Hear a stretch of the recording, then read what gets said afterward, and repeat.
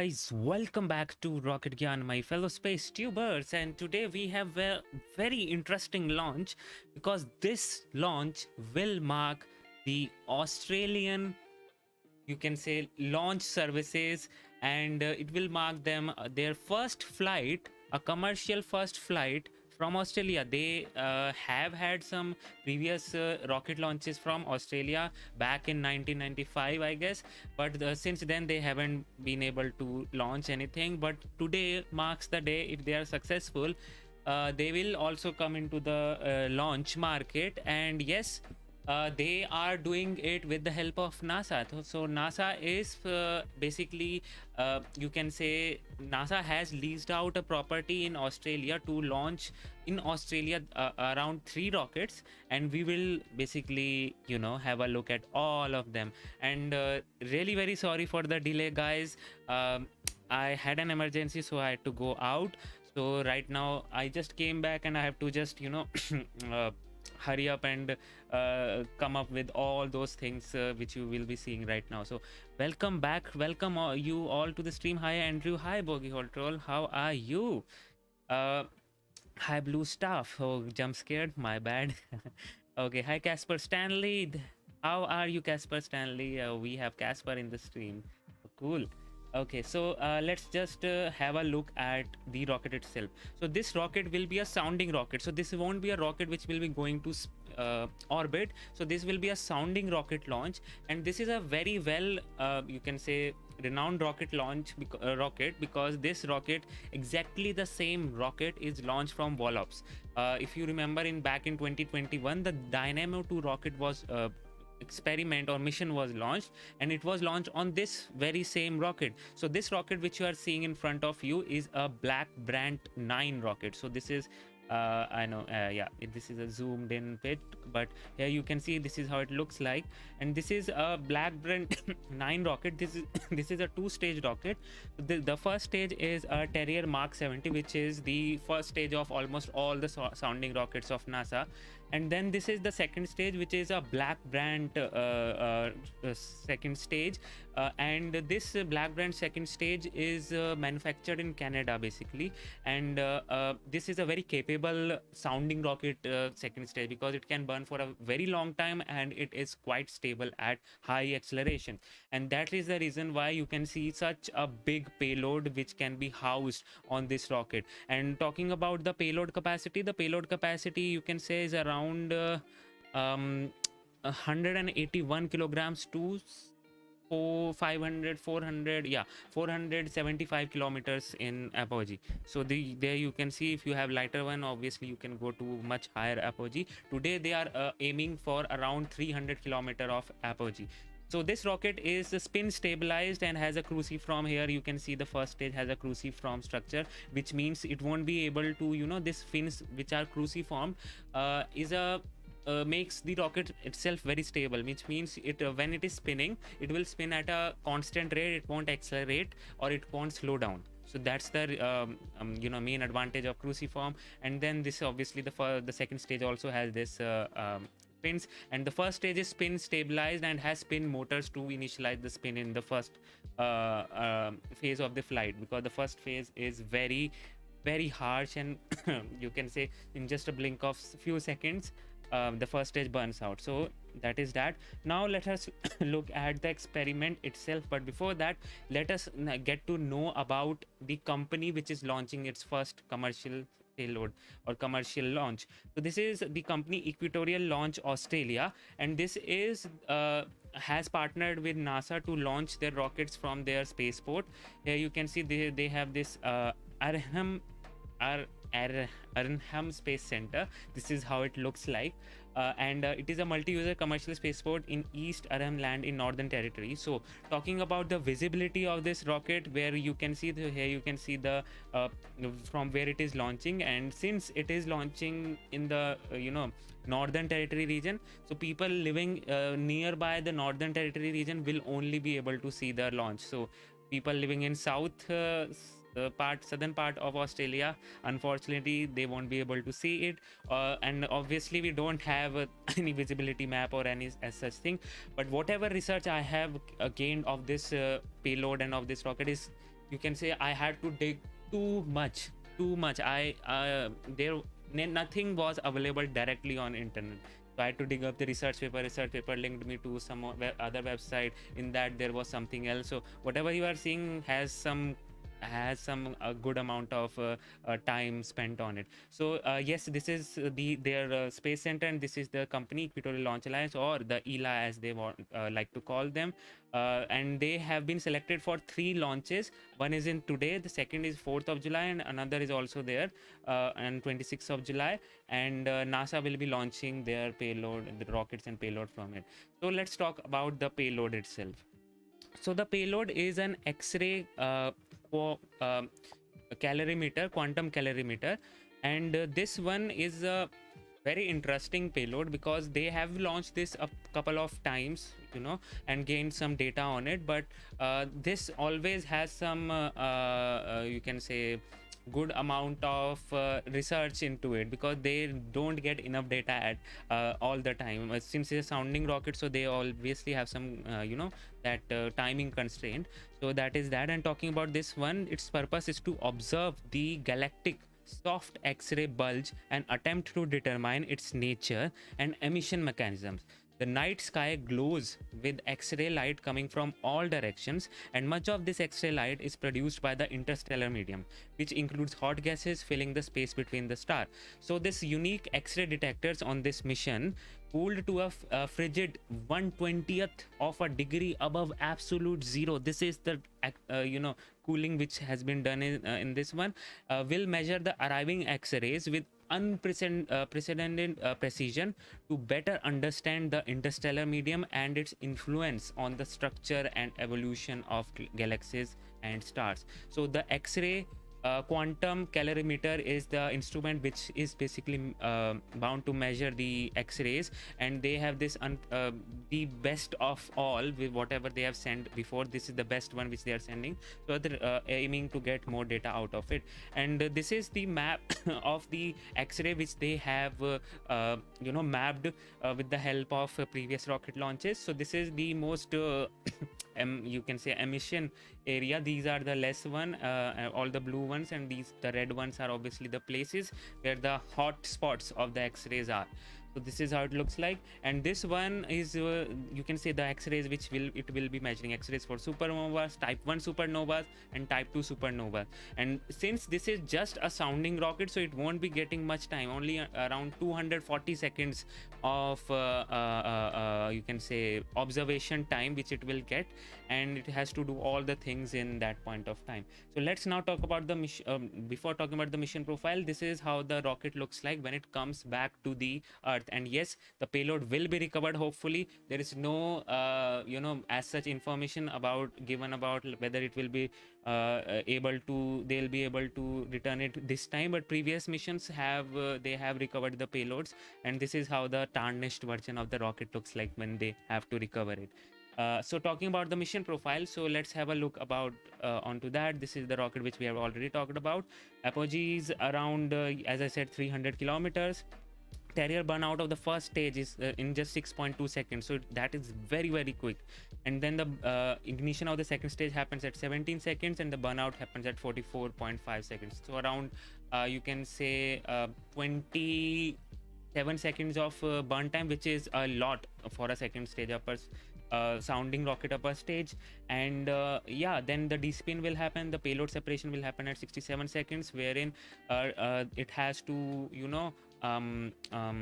do all the observation. And talking about this D-spin, do you know how do they do this D-spin? They don't have any RCS thrusters on it or something like that, or reaction wheels. They simply do take the help of the conservation of angular momentum.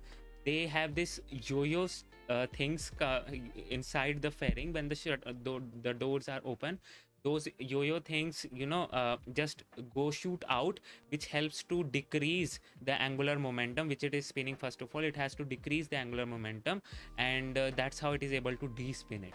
So this is a very famous yo-yo trick the satellites use to stabilize itself when it is rotating around its axis. So this will be a very cheap and effective way, just pure mechanical physics and conservation of angular momentum. That's it.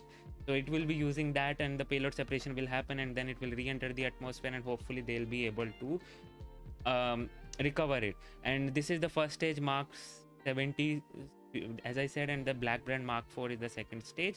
And you can see the telemetry system is housed in here, the ogive recovery system here, which means the payload will be recovered in around 15 minutes will be the flight time, and payload will be recovered in that point of time. And the experiment section is here, in which all the experiments will be there. So yeah, and the range will be, you can say the down range will be around 210-215 kilometers.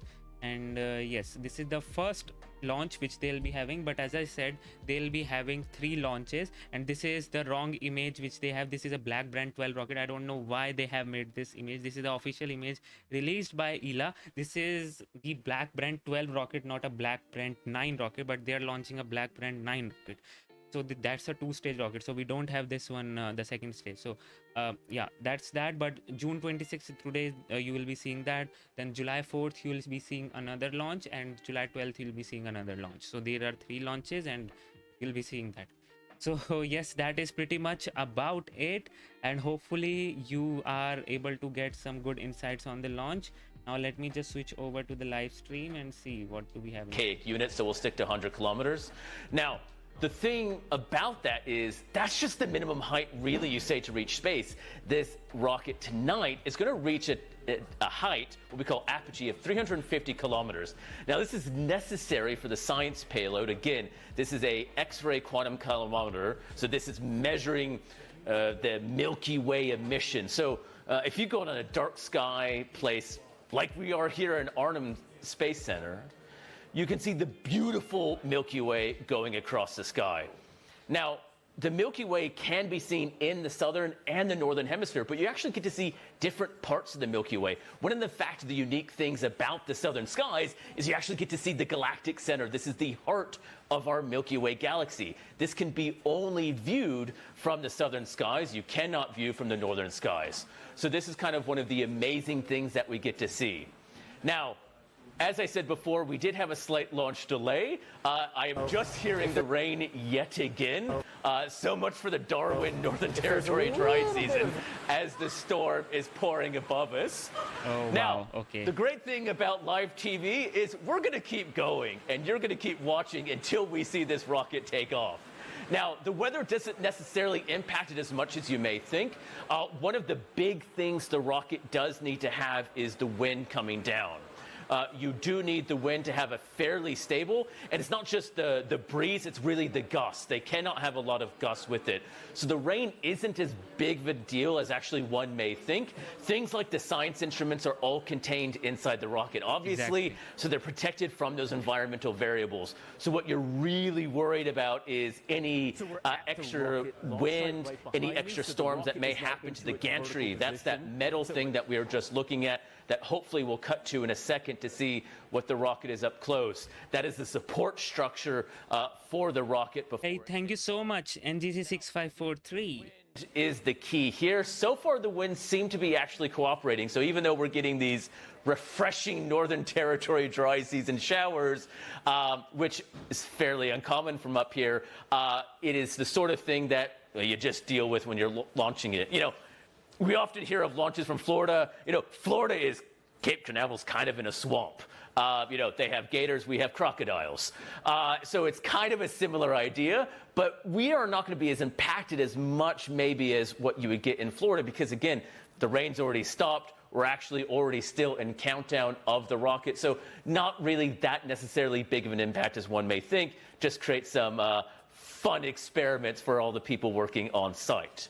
And, you know, speaking of on site, this launch is the first commercial mission for NASA. Yes, NASA works with lots of private companies. They work with SpaceX, Blue Origin, Boeing, Airbus. But one of the things that is quite different is when NASA's usually launching a rocket, they are operating the spaceport, or at least have a fairly big setup in it. This mission is done completely with a private company, Equatorial Launch Australia. And so this is the very first commercial launch that NASA is doing, where essentially NASA is controlling the rocket about 150 meters behind me, But here it is the Australian staff of Equatorial Launch Australia that is managing that process. They are the ones responsible before launch, during launch, and what happens after launch. And what happens after launch is the critical recovery of the rocket components and the science components. And so we're actually going to go start hearing from NASA, pre-recorded, obviously. They're a bit busy getting this rocket ready. And from the operations manager, Scott, who he's in kind of charge of the 3 missions that are happening in Australia right now. And we're going to hear about his experience, what it's been like to work on this very historic mission. Again, not just for Australia, but NASA as well. So thank you so much, NGC6543. Thank you, Mr. Rocket again. I hope I'm glad you liked it. And obviously you must be having so many questions, so just type in the chat and I'll try to answer as many questions as possible. So yeah, just myself, the team, the science community back home are really excited to be back here and type in your questions. Really great and critical science for NASA. So it's the first launch for NASA from a foreign commercial launch site. So we've probably been working at this for over 10 years. I've personally been working at it for 5 years. 2 to 3 years of that was actually just the legal, getting NASA legal to buy in on doing this commercial. And then the rest just planning. When I came out here in 2019, this was all trees. The first time we did the site survey, so a lot of work and just getting everything set up. And so how did you guys decide for these 3 launches launching from here? Sure. So, we had, in the past, back in 1995, we were able to launch from Woomera. Yep. And we intended to go back there, but because of some legislation, it made it very hard for NASA to get back there. It was more geared towards commercial and DoD. And so after several years of trying to work that angle, commercial launch, started to become big here, and we heard about Equatorial Launch Australia. Queensland. So people, if you are just wondering who can, see this launch, first of all, the area in which they are located is very isolated. You can see all the trees and all those things, but you can still be hopeful if you live in Northern Territory of Australia. So if you live in that area, you might be able to see the launch, but since it's a night time, so it would be much visible. So just look up to the sky and see for yourself if you can find some. And you can tag me at RocketGyan on Twitter @RocketGyan. You can find the link in the description also of the photos if you can get, and we'll see those photos after the launch. The first launch we actually started 8 hours and 15 minutes before the T0 time, with a lot of actually work on the experiment itself. So this one is super cooled, so we have to do some liquid helium transfers. So there's about 3 hours of experiment prep before we actually get into the countdown itself. And then the way we do the countdown, we do what we call a horizontal check, where the payload's still sitting in a horizontal position, and we run through our 10-minute terminal count in that horizontal position to make sure all of our systems are working as expected all the way through T0. If that looks good, then we actually go out to the pad and we'll do our arming. So we actually arm the payload, connect up our firing lines, pull the shelter back, and then we will elevate to a vertical position. We then again run through that 10-minute count and make sure everything's working. No cables have come loose during the elevation. Once that's all good to go, then we're ready for our terminal count. So our terminal count's only about 10 minutes long. Okay. For these. So it's still it's a long period of time. I imagine it's also a long period. I also imagine it's a long 10 minutes, right? It's not just sitting there twiddling your thumb. There's a bit to do.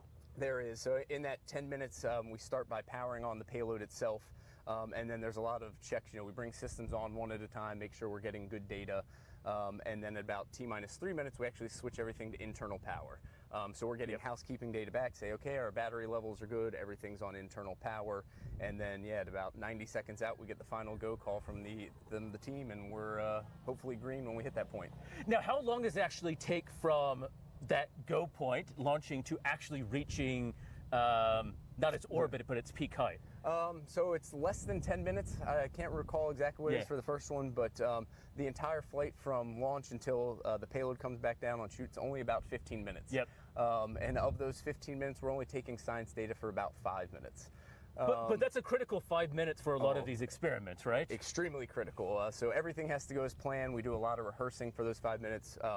For the second 2 missions, they actually have what we call an uplink. Yep. So they'll be getting video feeds back on the ground real time to make sure they're pointing on target. Yes. And if we see we're offset by some amount, they actually have a joystick more or less, and they can control to point us back on target. So we rehearse that a lot leading up to, because the last thing you want to do is get up there, you have 5 minutes to get on target, and swing left when you should have gone right, and then you miss your target and then you completely. Miss your target, and that's a technical failure, unfortunately. Yes. But, and so how often do you actually are launching sounding rockets? Obviously, first time for a long time in Australia, but for the U.S. So in the U.S., our program travels around the world. So we do launch from Wallops, which is NASA's only owned and operated launch range. But we also launch out of Norway, out of Svalbard, Poker Flats, Alaska, White Sands, New Mexico, the Marshall Islands, and now Australia. But our program's sort of built around 18 to 22 missions a year. Okay.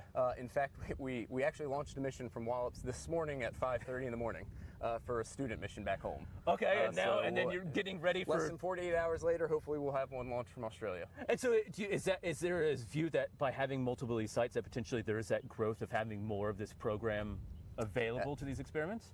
Absolutely. I mean, so the 18 to 22 are sort of spread out, and we just go to where the scientists want to go. So wherever the grants come in, we're happy to go. But there is a lot of interest. It's been, like I said, over 2 decades since we've launched in the Southern Hemisphere. So there's quite a backlog of science to be done down here. And that's the critical thing, right? All of these experiments require targets in the southern skies that you just can't do from a northern launch site. Correct. There's just no way to do it. So you physically have to be down here, and like I said, Australia is one of the only places you can get that big landmass where we need to go out and recover. And so what after this? We get 3 successful launches. That's what we're going to have. We're going to think positive. 3 successful launches. Is there our hope that you're going to come back again and do more of these? There is. So I know there's several scientists that would have loved to come with us on this mission, but we sort of limited it to 3. But assuming this one's successful, our goal is to come back at least every 3 to 5 years, and then once you prove it can be done and it gets easier to come back, then it's easier to do it more frequently than every 3 to 5 years or 20 years. Yeah. I guess the first time driving a car is hard. The 30th time you've done it, it's just kind of commonplace. That's right. And that's how we've started at some of our other remote ranges, where it was every 3 to 5 years, such as Norway, and now we launch there nearly every year. Well, look, thanks for joining us, and we will look forward to catching you in action later. Fantastic. Thank you very much. Thanks. Now, we are approaching that kind of critical time of having the rocket take off. So we're just under almost 47 minutes to launch. Now, there hasn't been any changes to the schedule aside from that initial 30-minute launch. So we're still just 47 minutes now, just ticking over that mark to launch. Now, one of the things, as I said, that we have happened up here at the Arnhem Space Center is we've had a bit of rain during the dry season.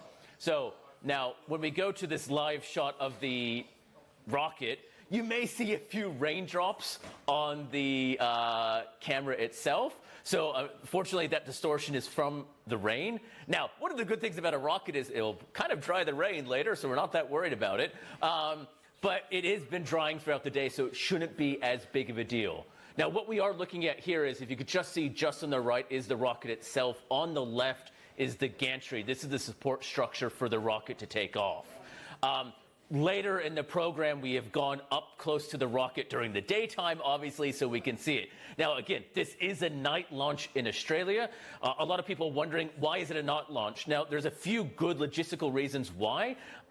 There are operational considerations happening for both the launch and the coming down of the launch. It also is an astronomy mission. You kind of want it to be dark at some point when you're doing some astronomy and calibrations. This also is being coordinated with NASA Wallops facility. Now, NASA Wallops is on the east coast of the U.S., and with the time difference, this is actually kind of convenient, believe it or not. It's better than being completely in the middle of the night. And we also have a 3-hour launch window. So if there is further delays, we still can go up to 3 hours post our initial scheduled launch. Again, that is not that case as of now, but that builds us time to make sure this rocket does take off today. Now, it is an amazing opportunity to be here. I am originally based in Canberra. It is a fair assessment to say I'm a fan of rockets taking off. And I think you are too if you're joining in to see this. And so when we see this rocket taking off later, we will see the shot from the ground as it takes off, and we will panning again as far and high as you can see. Now, as we mentioned in the beginning of the show, only if you're in the vast regular region, so to speak, of East Arnhem and Arnhem Land will you actually maybe be able to see anything. You're not encouraged to come here. Now, this is not because we like people. This is purely for safety and operational reasons. You are more than welcome to look at home if you're in the region. Now, if you're in Darwin, you are going to be too far west. Queensland is too far east to see this. So unfortunately, you will not see it. But if you're in a southwest trajectory from Nhulunbuy, up here in Yolan country, you may be able to see it as it takes off. But then again, you can also watch it here on our stream. Now, one of the exciting things about this is why NASA is here. And this is, I think, a critical part of this story. Why did NASA choose the Arnhem Space Center? Why did NASA say, now's the time to come and launch a rocket from Australia? Well, there's some really good reasons. As we're about to hear from Kevin, one of the science investigators, one of the people who's been pushing NASA for over a decade to come and do this, is to actually be able to do the science that is only visible in the southern skies. Now, our Earth is a globe. There are some things you can see from the northern hemisphere, some things you can see from the south. And yes, the southern hemisphere does have better skies than the northern hemisphere. We also have less light pollution. We are in a beautiful dark spot where the stars just pop out in the night sky.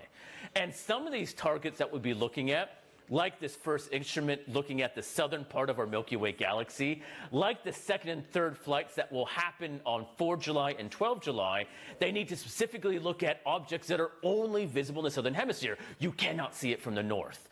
And at the beauty of being at the Arnhem Space Center is with the remote location, with the ability to control it, and being so close to the equator, this is a great combination for launching a rocket. And that is, again, why we are here today. This is why NASA is here to have this. And so we're going to hear from Kevin France. He has been one of these people pushing NASA to come here to have this launch. And he has as much invested, if not more than it. He has 2 experiments involved, the 4th of July, which is the second launch, and the 12th of July, which will be the third launch. He wants to see this happen because he wants his precious data and he wants his science, as something I can appreciate. So let's go hear from Kevin, who we caught up with earlier today. Hi, I'm Kevin France from the University of Colorado. I'm NASA's campaign scientist for the ELA launches. I'm also the principal investigator of the Sistine mission, which is going to launch on July 4th. I've been working on this project for about 10 years, trying to find a way to bring our telescopes to the Southern Hemisphere to observe Alpha Centauri. We're just extremely excited to be here at this beautiful new launch site, be able to launch on the 4th and see this exciting ultraviolet data of Alpha Centauri A and B. Kevin is the campaign scientist, right? That's right. And the second mission, though, is a tad closer to your heart?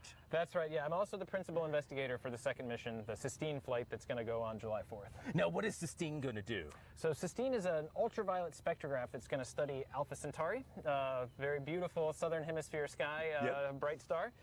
And we're going to study the ultraviolet radiation from that star to understand how habitable planets may exist around that star. So so Alpha Centauri is that star near the Southern Cross that That's right. we love to look at. And so how many planets do we know of around Alpha Centauri? So there's a debatable planet around Alpha Centauri today, but it's a huge target for finding and searching for Earth-like planets around solar-like stars. So Alpha Centauri is actually a spectacular twin of the sun. And so being the nearest sun-like star, it's the focus of a lot of our efforts to find Earth-like planets. Yeah, because it is that, and that rough idea that maybe one day missions could be sent even to Alpha Centauri in a very distant future, at least. Right. But it's the closest we get, really. That's right. Besides our sun. That's right. It's our best shot to find another, Earth 2.0. So when you say ultraviolet, so what do people mean? So in Australia, we're very used to being sunburnt during the summer.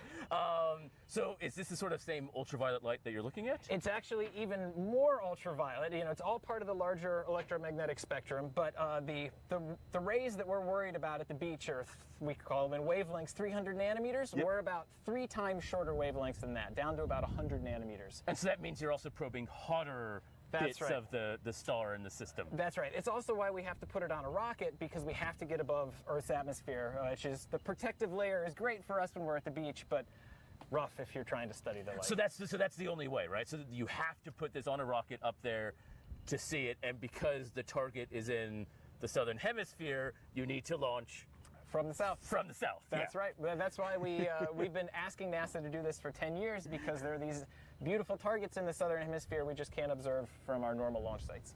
Now, you have a little bit to do also with the third mission, part of your broader team. That's right. So the third mission is also coming from the University of Colorado, and I developed the science case for that mission as well.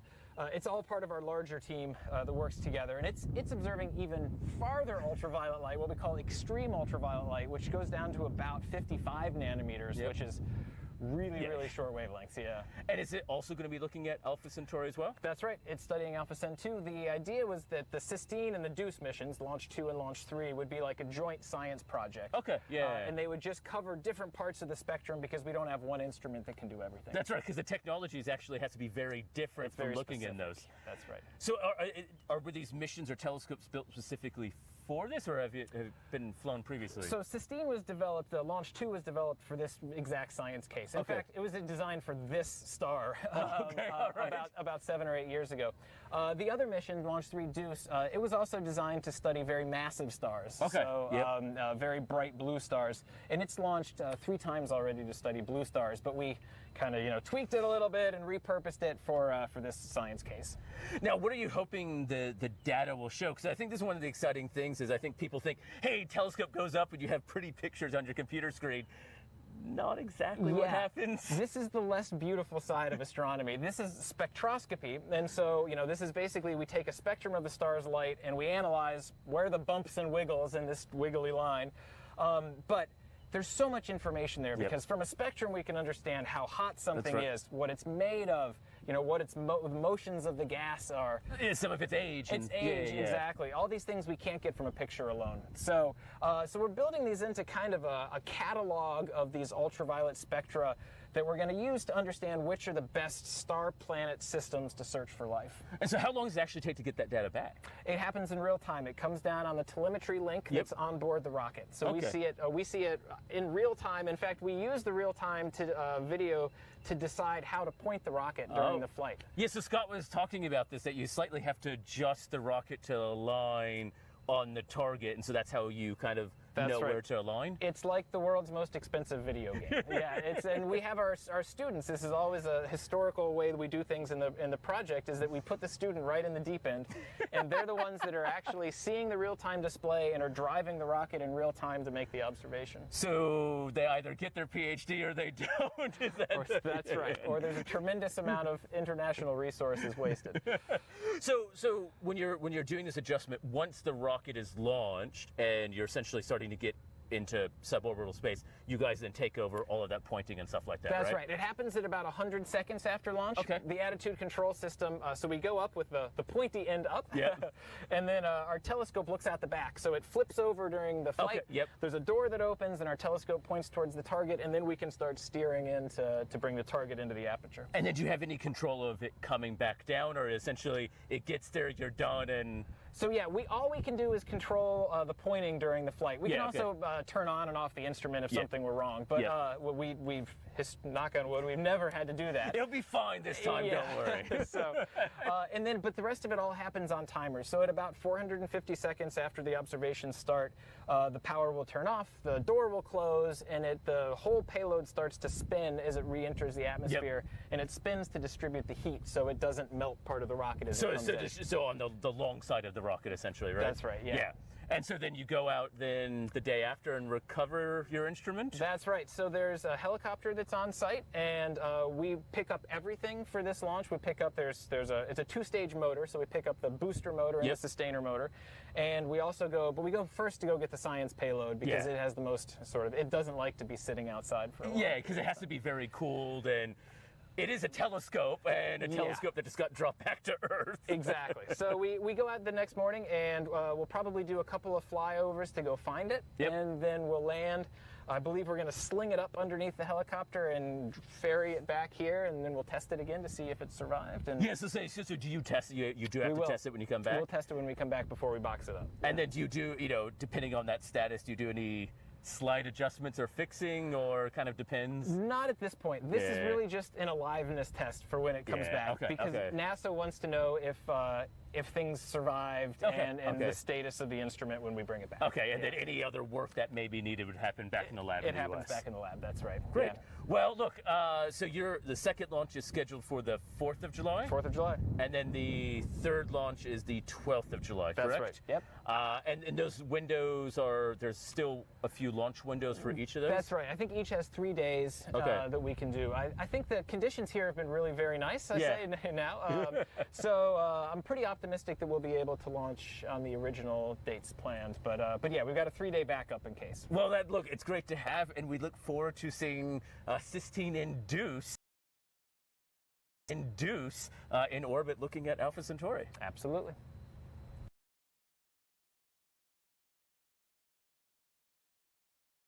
We are around T-minus 34 minutes from the launch. Things are looking good. And right now, which one is the rocket? You will see the rocket in near time. But right now, things are looking great. And talking about the rocket is, so there is a audio which has been cut off from the live stream itself. So no worries, I'll speak. So I was saying the rocket itself is a Brant 9 rocket, which is a rocket which has been operated by NASA for quite a long time.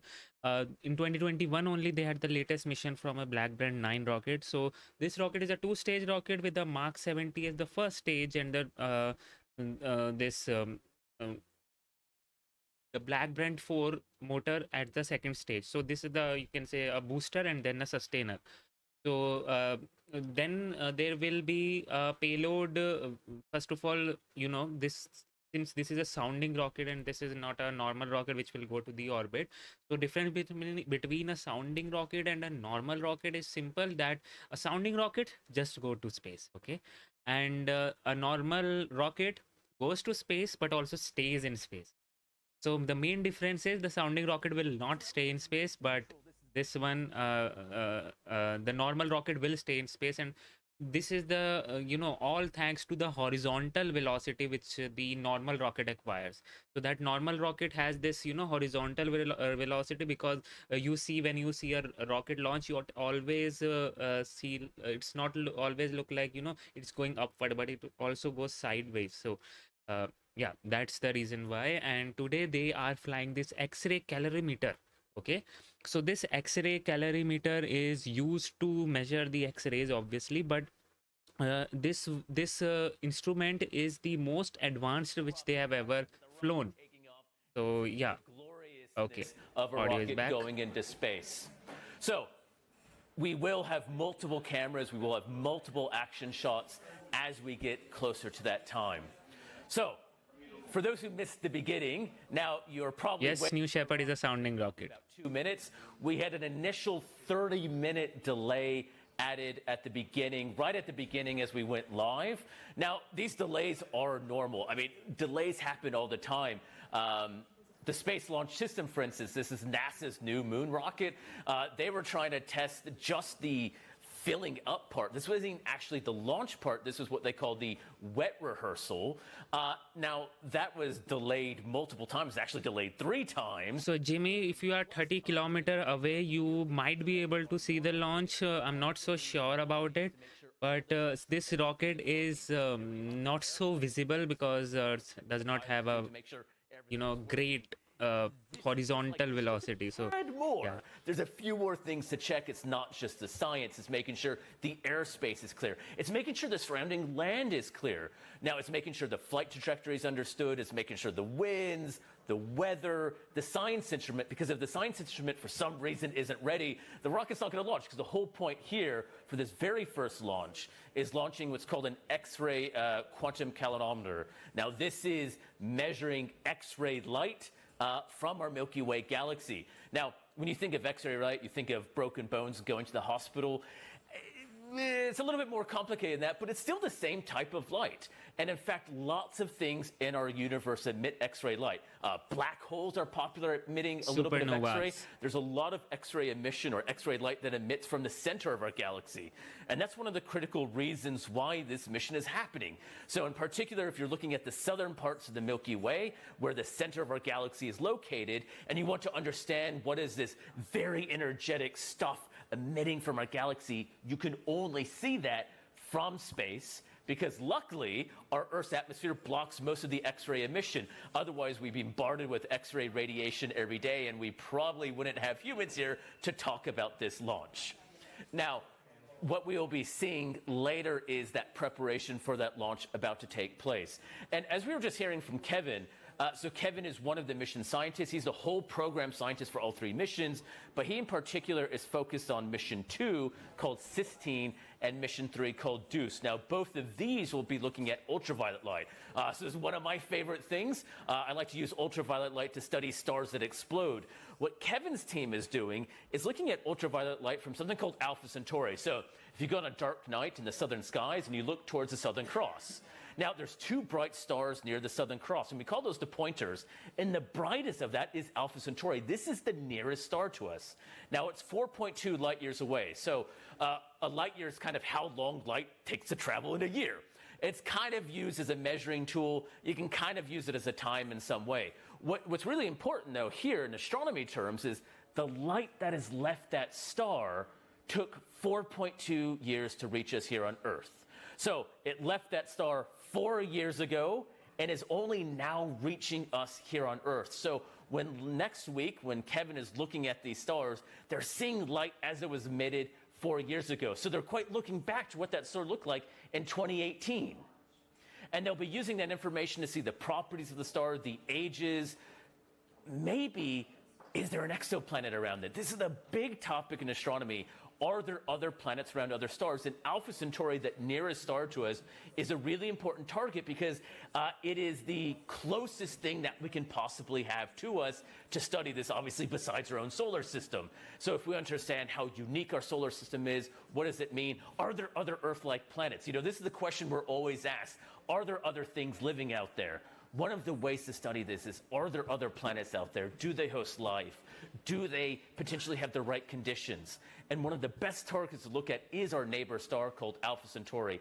And you can only do that from space, and you can only really do that by launching from a southern spaceport, the Arnhem Space Center.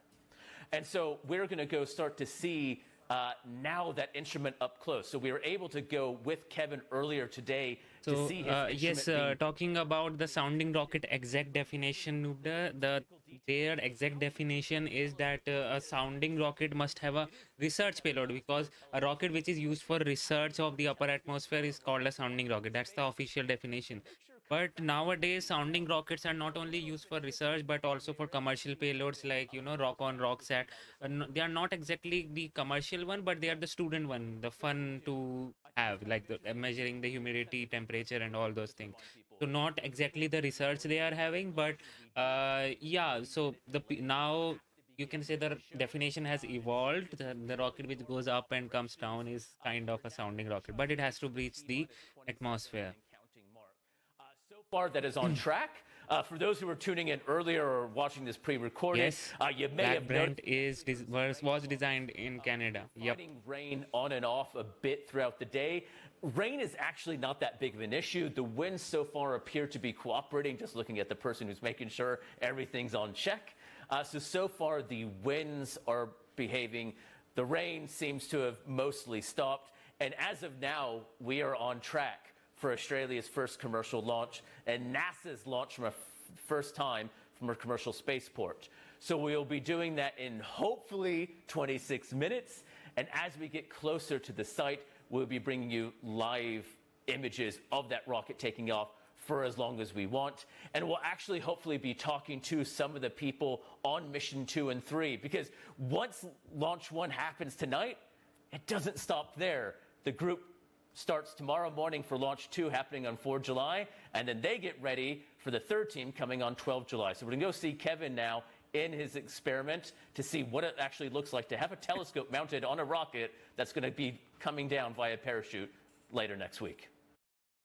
Okay, so talking about yes, they have actually. So we'll listen to this experiment which they are talking about right now in the next week when they will happen. But right now, let's just talk about what is going to happen right now.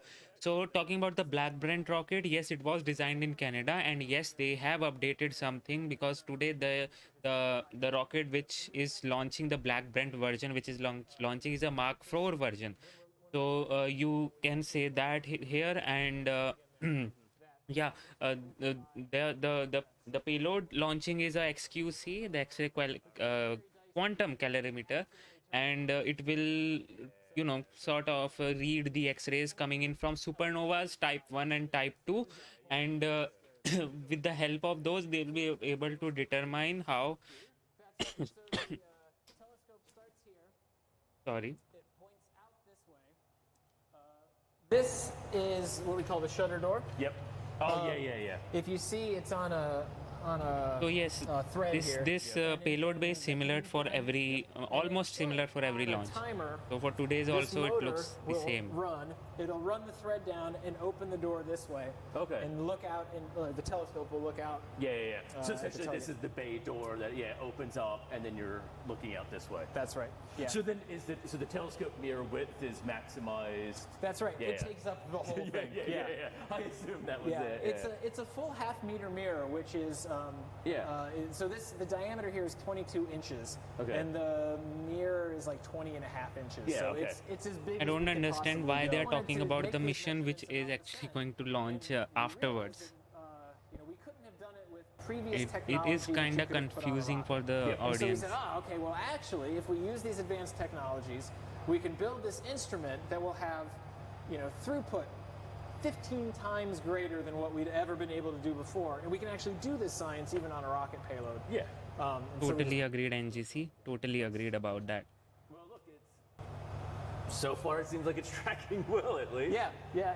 This is also the second science flight. We did a test science flight to observe an F-type star in November of last year At from White White Sands. Sands. Yeah. NASA did not want this to be the first flight of these payloads.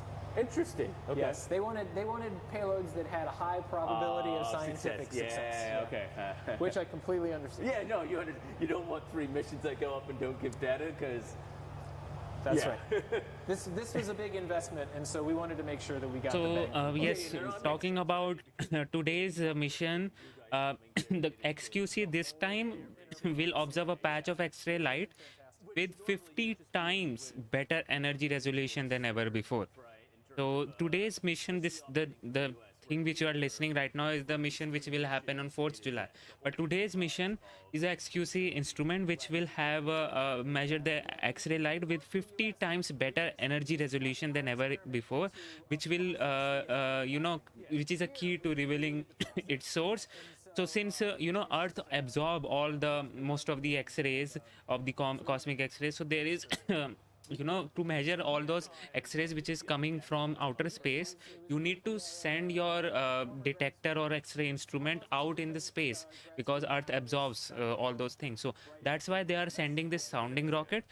And why sounding rocket and not a normal rocket? Because sounding rockets are way cheaper than a normal rocket, and yes, it does the job well. That is kind of There you the go. second payload that we'll start to see up close. We have the live views of the not for rocket. this launch, but on a second launch on 4 July. We'll then have the third launch on 12 July. Now, obviously, we weren't able to quite show the first experiment. That's because it was already loaded to the rocket. And once it's integrated with the rocket, that's what you're seeing here on the launch pad. This is the integrated rocket. Now, you can just make out the gantry. That is the metal support structure on the left. So that is actually what's holding the rocket in place. Now, this is a sounding rocket. Now, what we mean by sounding rocket is it goes into unlucky orbit, but it doesn't do a full Victoria. orbit around the Earth. Okay, You can also see a few of the Victor, raindrops still on the camera from that beautiful dry season rain we had earlier, but it will be blown off when that rocket takes off Hopefully we still keep the camera, but that's someone else's problem. Now, as that rocket takes off on the right, you can see there's actually going to be different stages. And in a little bit, we'll go to an earlier shot that we had today of the rocket on the launch pad during the daytime, so we can see the different sections. There are multiple stages to this rocket. There are stages that involve the motor, i.e. the engine getting up. There are stages that just contain the science payload, and that's kind of what we saw in the lab earlier with Kevin. That is the part where the telescope, all the electronics, the equipment is. Now, the engine part, the motor part, is that first bottom part that you're seeing now, attached to the gantry on the left. That has the fins are cruciform there, which means those cruciform enables the rocket to have a stabilized spin. This rocket will be spinning because the motor does not have any thrust vector control or gimbaling or the steering capability. So the spin stabilized will be this rocket, and once you have that spin, you also want that spin to be stabilized.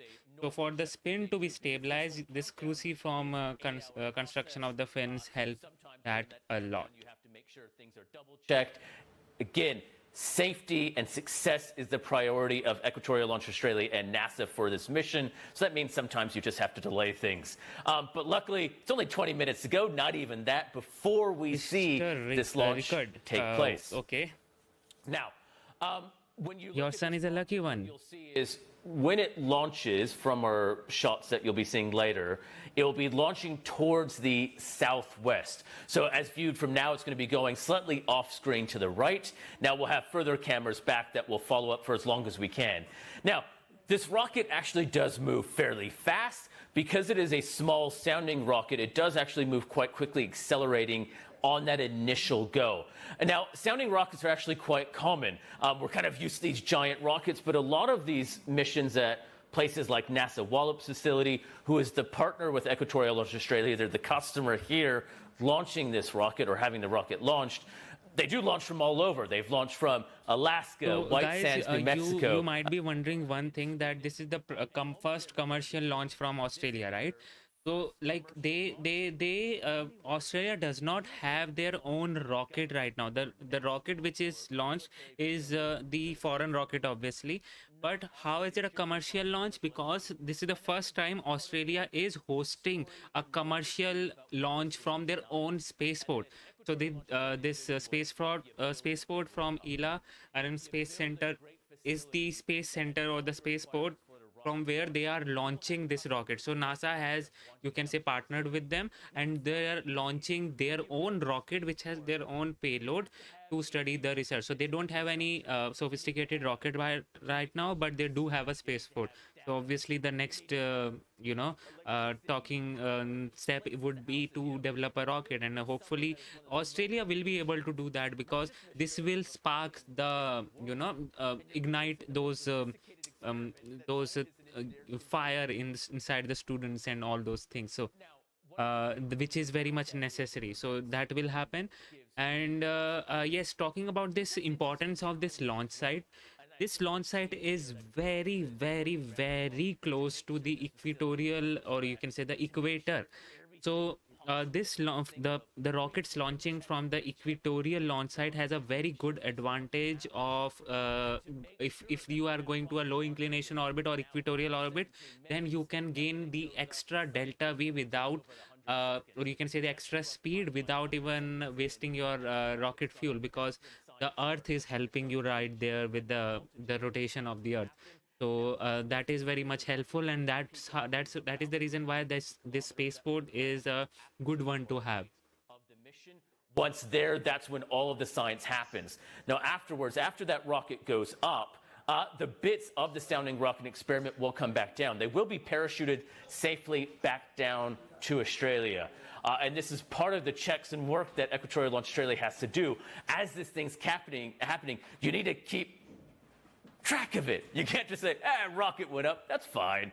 No, that doesn't work. You actually have to figure out where it's going, where it's going to land. You have to recover it.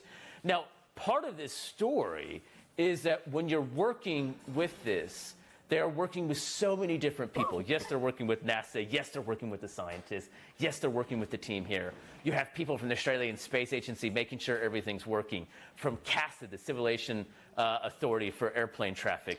You have Around 70 people came in here in Australia from the NASA to coordinate this launch. So there's that. to see how space in Australia is changing.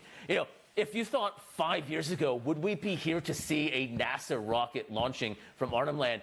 It was a vision that people had, but was it really going to happen? Hard to say, but now it is. And I think this is the amazing thing. We're seeing so much growth in space. We have other companies as well. Southern Launch in the southern part of Australia, looking to launch from the Eyre Peninsula near Port Lincoln. You have Gilmore Space in Queensland. You have Fleet Technologies in Adelaide looking at building satellite Skycraft. You have university missions. You have so many activity happening in Australia right now. More since they are launching from the equator. See, the launch window actually, yes, it is somewhat determined by the latitude in which you are located, but it is also dependent on the orbital inclination you are going to. So if you are going to an equatorial orbit from a very near, the latitude which is very near to the equator, yes, the launch window is quite large. But if you are trying to go to another orbits, so it totally depends on the orbit. If it is near it's the equatorial one, then yes, it would be large, but otherwise it won't be large. And this is a sounding rocket, so this sounding rocket does not have any problem with the launch window as such, because it's not going to any orbit, right? So therefore, what actually determines a launch window for this sounding rocket is basically the research experiment which you are carrying. So that experiment, if it has certain conditions which can be met at a particular time, then the rocket has to launch at that point of time. Like this rocket had to launch in night because they need to have that night sky to observe those X-rays. So there's that. And one more thing is, if there is any satellite which is going above at that point of time when the rocket would be there up at this in the space, so you don't want that collision to happen. So yeah, there's that. And obviously then you can't have like the whole day of restricted airspace and range. So because of that, they need to have a certain small launch window. So these are the certain factors which determine the sounding rocket launch window. But that is not the case with the normal rockets, because in the normal rockets the effect, or you can say that determine the factor is the orbit itself. So yeah, that is the case. Come. And so we're going to hear from him now. So I'm here with Jawa. Thanks for joining and having us here. Where are we? And we know we're at a rocket launch site, but this is the traditional country of the Yolngu people, correct? It is the traditional country for my clan, the Gumach. Yep. And we're at a place called Korkula. Korkula, okay. And how? I mean, this is actually a big country over here compared to some of the other. So guys, if you are just joining in, let me tell you right now things are looking good. We are T-minus 12 minutes from the launch. Everything is as per the plan. The weather is holding up. Hopefully the range is too. And this rocket will reach around 350 kilometer of apogee, and then it will be collected, the research or the experiment will be collected via parachute afterward. So the whole mission duration is around 15 minutes, and out of that 15 minutes, 5 minutes would be the observation time which will be allotted for this mission. So that's where their whole reading, the collecting data part would happen. It is. Absolutely, because the weather. See, the people who are local there would tell you that the weather at this near the spaceport is very unpredictable and a very local weather. So right now it is good. The rain has stopped, and we are looking good for the launch. But it can change. But right now it's all good. And talking about the weather, sounding rocket, the weather is very critical, because it does not have any steering capability. It does not have a thrust vector control, and because of that, it is just throwing a dart up into space. That's it. You don't have any sort of control which you can have. So because of that, if there is a very high wind gust around that part when the rocket is not stable, it could just toss the rocket out of its trajectory, and you won't get your sweet data. So that is the reason why they need to have very critical, the weather constraints are very critical for a sounding rocket in comparison to a normal rocket, because a normal rocket has that gimbaling capability. So if anything goes wrong, or if there is any wind gust around there, the engine thrust vector, the steering capability of engine will take care of that. And we have seen that in action too.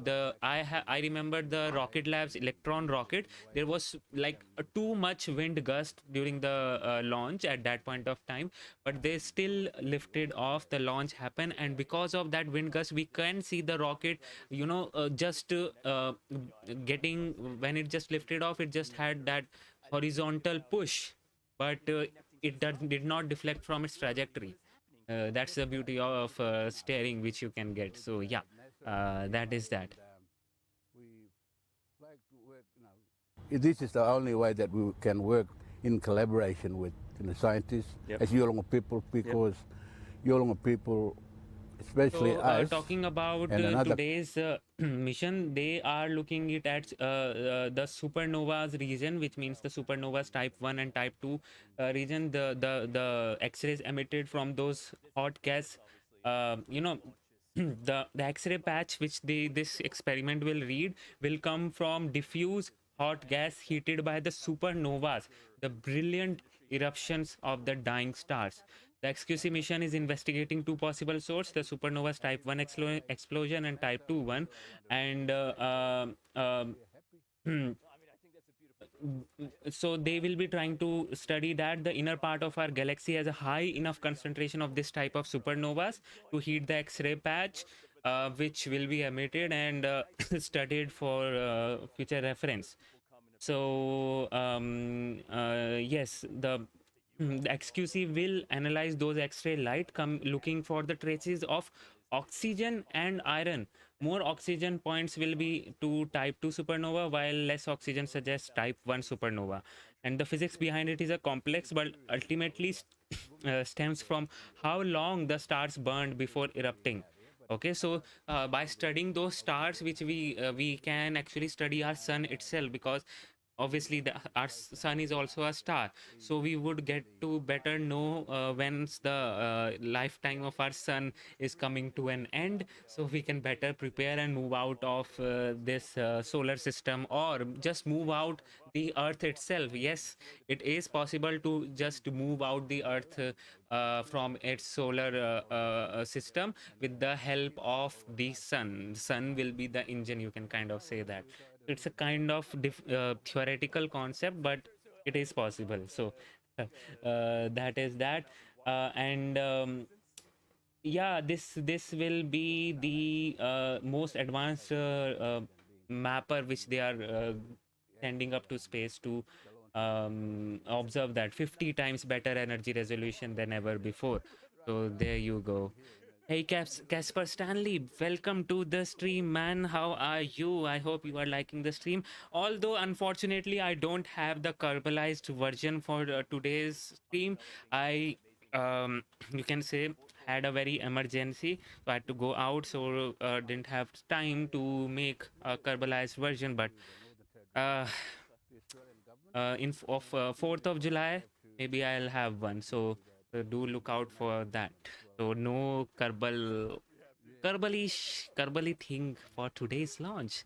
No Jeb or Valentina flying the rockets, right? Okay. It's quick process, but I imagine it's taken some work. It has taken time, especially with the consultations that have taken place with our local statutory body, the Northern Land Council. They have been to a couple of places and looked at the other communities Yep. in how this will affect those. Okay.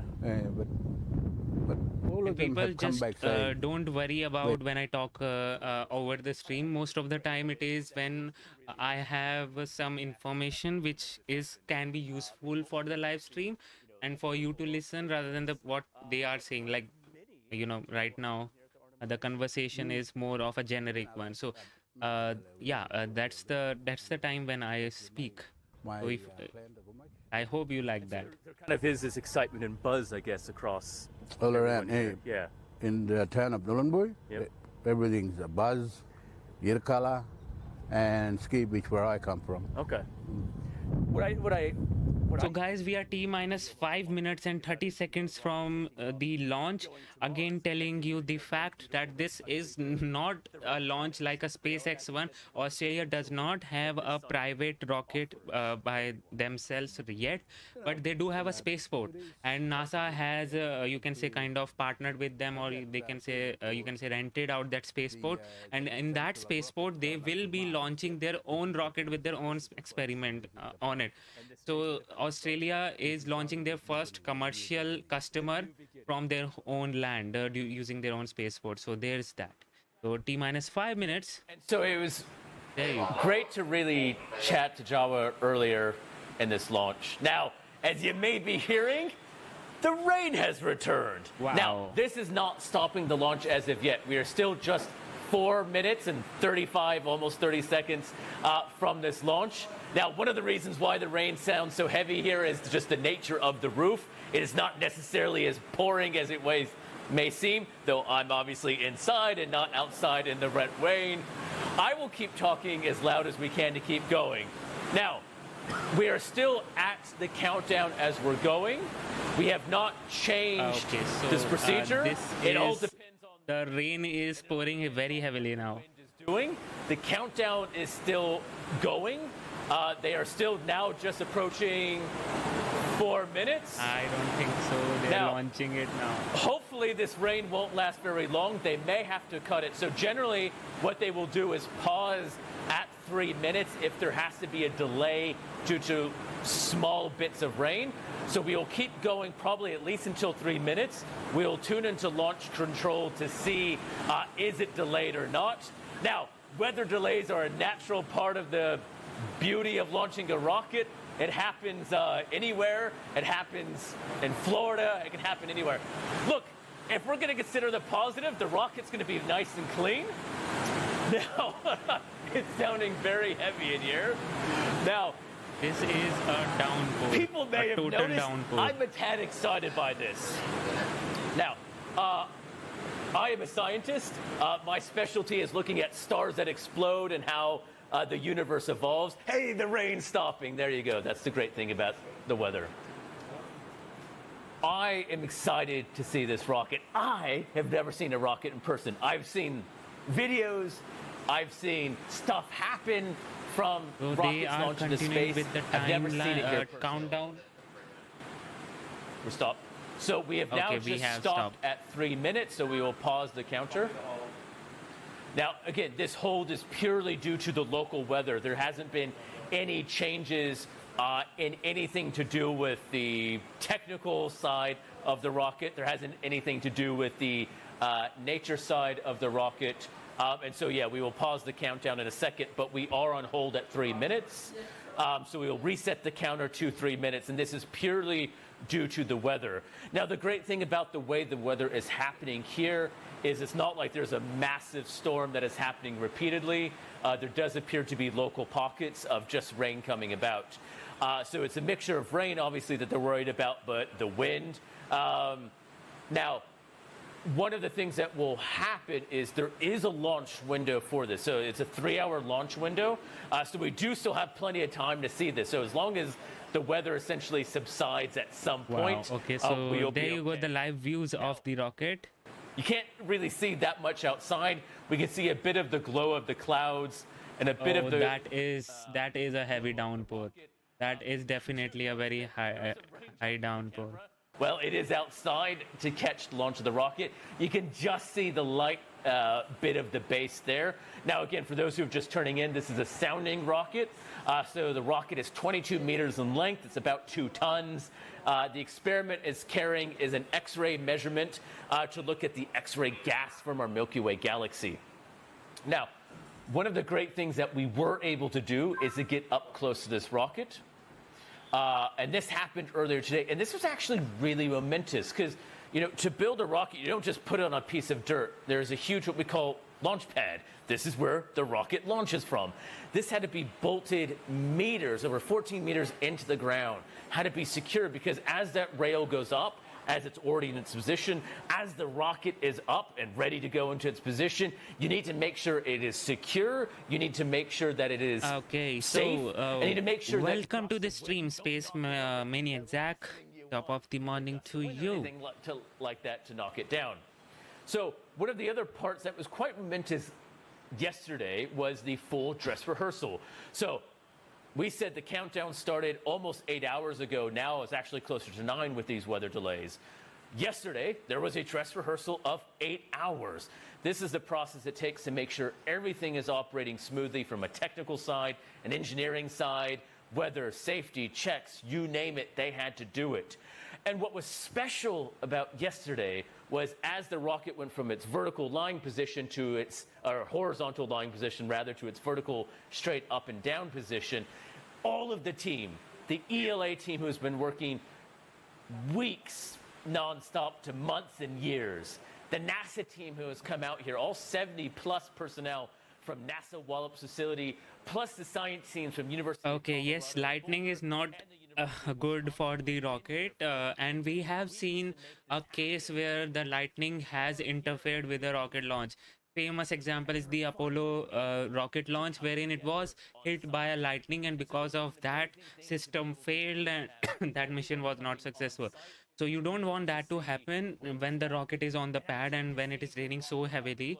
So lightning is a very good chance, and there is a very good chance for the lightning to hit the top of the rocket, because you know there is one saying that you are better off in the thunderstorm or at the lightning area in a metal suit, in a metal armor, rather than a rubber or rubber clothes or something like that.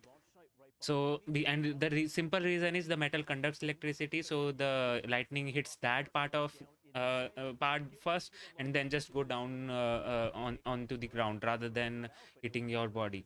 So same kind of thing happens here. What you do have is a lightning towers, which are taller in size of the rocket, and since they are taller in size of the rocket, whenever lightning occurs at that area, the lightning tower catch that thunder, right? Because it is above the height of the rocket, so the lightning has a little bit of less resistance to travel to, so that's why it prefers that path. Stored. There are multiple stages to the rocket. So you first have the bottom rocket motor on the bottom. Now this is the workhorse of the rocket. This is, when you think of rocket, this is that bit. This is the engine that obviously will take it into space and go from there. Launch control, as you're seeing now, there are a number of people squeezed in this room. Now, we're obviously not there now because, well, they're a little bit busy with this weather. You are right about that. Now, you're also starting to get a feel from the site. It's amazing to actually be here on this beautiful red dirt. You know, this is, I think, that unique feel of Australia is you have the beautiful red earth beneath us. And I kind of like that idea that one day in the future, we may have a rocket leaving this beautiful red dirt going to the beautiful red dirt of Mars, for instance. Now, as you're actually seeing that building on the left, that's where we're broadcasting from. Down the road, you can see at the end, you can see the rail just in that previous shot. Good question, Drew Hurst. Why launch at the night? Maybe good views of the rocket, right? So the reason why they are launching it at night is because they need to, read X-ray light coming in from the Milky Way.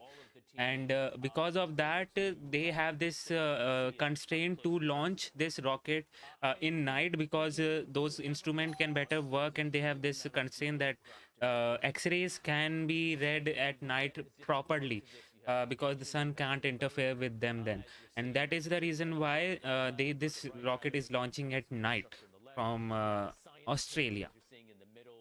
Going to the top, this is the bit of the rocket that makes the rocket what it is. And some of the people you're seeing are these people who have been working non-stop, I think it's fair to say, for weeks to months in some cases, making sure of it. Sometimes you have to get underneath the pier of the rocket to make sure everything's working. And normally it is a smooth sailing operation. Now, we are in a T-3 minute hold. Again, we are purely in a weather delay hold. Now, we are in the Northern Territory. We're at the Arnhem Space Center, and we're in a place, or a time of place rather, where we're in the dry season. This is supposed to be where the weather is fairly consistent day to day, where the temperature is pretty much 28 to 30 degrees Celsius Hey, Jack, every day. Congratulations to you, and hopefully your name will go to the space today. Rain impact. You are a lucky dude. Rain has stopped. That is the good thing. When the weather is resumed to be stable again, they will initiate the rest of the countdown. And this is why you have a T-3 minute countdown. This is purely because all of the other checks are here. Everything else is ready to go. We're only waiting for the one thing that no one can control, but everyone would like to, and that is the weather. You know, one of the things I get to be asked. So this, you know, this is a sounding rocket with all the stages being solid. So therefore, there is no as such recycle time, since the hold has happened at T-3 minute. So they will pick up the countdown hopefully from T-3 minute itself, because there is no recycle time, there is no top off of the fuel and all those things. Everything is just solid right there. So they can just, whatever they have checked at that point of time, they can resume from that point of time, because nothing has changed. None of the parameter has changed. So hopefully you will see the resumption of countdown at T. Copy that. So we have just started count again. That's why we want to see. Now, that is the amazing thing of being in the operations center, is when you deem the weather's good, we are good to go. So now we are resume counting. We are ready to go. And as long as we don't get another storm, we're going to see a rocket launch. Now, what we will be doing is for going outside soon to see the rocket launch. So we're going to stay mostly on these shots near the launch pad, and we'll be seeing it as it takes off. We'll be then panning to an outside shot for the launch taking off, and then obviously as far as we can see it. So as of now, the weather seems stable enough that we're good to go. We've just approached less than 2 minutes. We are on track, so we're minute 45. So we are T-1 minute and 40 seconds remaining. Everything is looking good. We will see what that is about. Okay, so there is a hold. Okay. Now again, everything is just making sure that the weather conditions here are stable enough for it. Look, you know, imagine it's Christmas, right? It's no good just to open all your presents once. You want a little bit of anticipation. Well, you're getting it here tonight. We said it'd be history in the making. Making sure you're earning it by staying tuned to watch this. Now, we do have the current problems with winds. This is where we're at. The official hold time is going to be 2:01. So this is going to be our official time. We will set the count based on that clock. We're just making sure everything's syncing together. So we're at a 2 minute and 1 second hold. Now we will keep on that. We will stay at 2 minutes and 1 second until we resume it. We won't go back to that 3 minutes. Right now, everything they're doing is just making sure the winds are cooperating. So again, for those who are just tuning in, hoping that the rocket has already taken off, We've been dealing with some storms blowing in during the dry season up here in the Northern Territory. I must say that they have done a fantastic job with the stream. Hopefully, I know those raindrops are messing up the feed, but other than that, this host, if he's hosting it from the first time, he's doing a great job. And yes, they have like a couple dozen of cameras around the launch pad to properly track the rocket. So we'll see if we get to see a proper launch today. But right now we are because of the wind, they're going to reset to 3 minutes. And again, this is all part of the normal process. And again, the only thing stopping us right now is wind and storm. So for everyone, think good thoughts in Australia. Absorb all of the bad weather here so that we can see this rocket launch and this rocket takeoff. And again, I mean, we are all excited to see this historic first commercial launch. We're excited to see NASA's first commercial launch from anywhere. So we will be monitoring the weather. So guys who are just joining in, we are at a hold at T-3 minutes because of the weather. And right now this rocket is still sitting on the pad. Things are looking good as per the technicalities is concerned, but weather is just, playing its role. And yes, if you are just joining in and you don't know what this channel is all about, this channel has all the rocket launches that happen and the space events that happen in all around the world, as well as other space and rockets and related videos. So do hit that subscribe if you like the information that we are giving. And if you want to support me, you can do that by becoming a member or a Patreon. It would be really appreciated. Essentially pressing that button. Once they are ready to go, we will be ready to go. And we will be with you. We will be with you until we get that 0 mark. When we hit 0 and we see the rocket launch, that's what we all want. That's what I want. That's what you want. That's what the team here wants. There are scientists who have been He is doing a great job since the launch has delayed again and again, but still he's speaking and speaking and speaking. He's doing a great job. A bit. Now, one of the things that is, I think, exciting about what we are seeing is really what the science we can expect from some of these missions. And so we're going to go, for those who missed it, we're going to go back and play Kevin. And so Kevin is one of the mission scientists that we were able to see and talk to about why did NASA come to see this rocket launch happen? Why did they want to do their science? And why are they setting up here? So we're going to try and go see Kevin again. Again, this is pre-recorded vision, and Kevin is relaxed a bit because right now he's on the 2nd and 3rd mission. He's just waiting out for the first launch to happen so he can see his 2nd and 3rd launch. So, yep, things are looking good right now.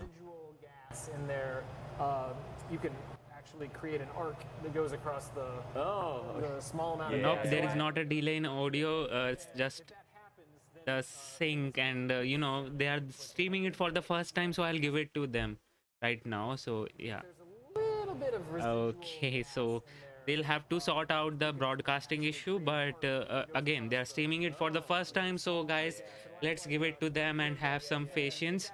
No worries with that, but right now, okay, I must. Oh, that's a piece right there. When the the audio becomes clear and audible, I'll turn up the audio. But right now, just listen to me. This okay. So is it okay? Have they started the countdown or what?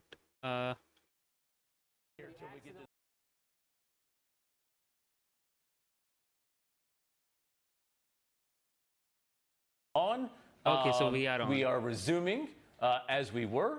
And as of now, the winds seem to be deemed in the safety range. We're just double checking that aside. But this is the official call, which means if nothing changes, we're only 1:50 from our very first launch. So if we go back outside to what the rocket is looking at right now, there will still be some raindrops on the screen. That's not surprising. Unfortunately, there is not much we can do at this point. but we have plenty of camera shots that will see it, and we will see the launch take place from here. We will also see the further panned out cameras as the launch takes place. So this is going to be our wide shot that you can see. You can see the base of the rocket glowing at the bottom. T-minus We're 1 a minute and 20 23, seconds and remaining, you can guys. really start to feel the buzz and excitement now. Get ready Everyone for the who's in this history room to be right now made. is abandoning me. I'm being abandoned ship because everyone's going outside to see a rocket launch. This is going to happen. We are just now a minute 10 from Australia's Okay, first commercial launch 60 that we have seconds. seen. You know, there is a real buzz from everyone running outside, NASA employees, government representatives, the ELA team. Guys, if you are near the launch site, do go out and see the rocket for yourself now, because there will be some delay.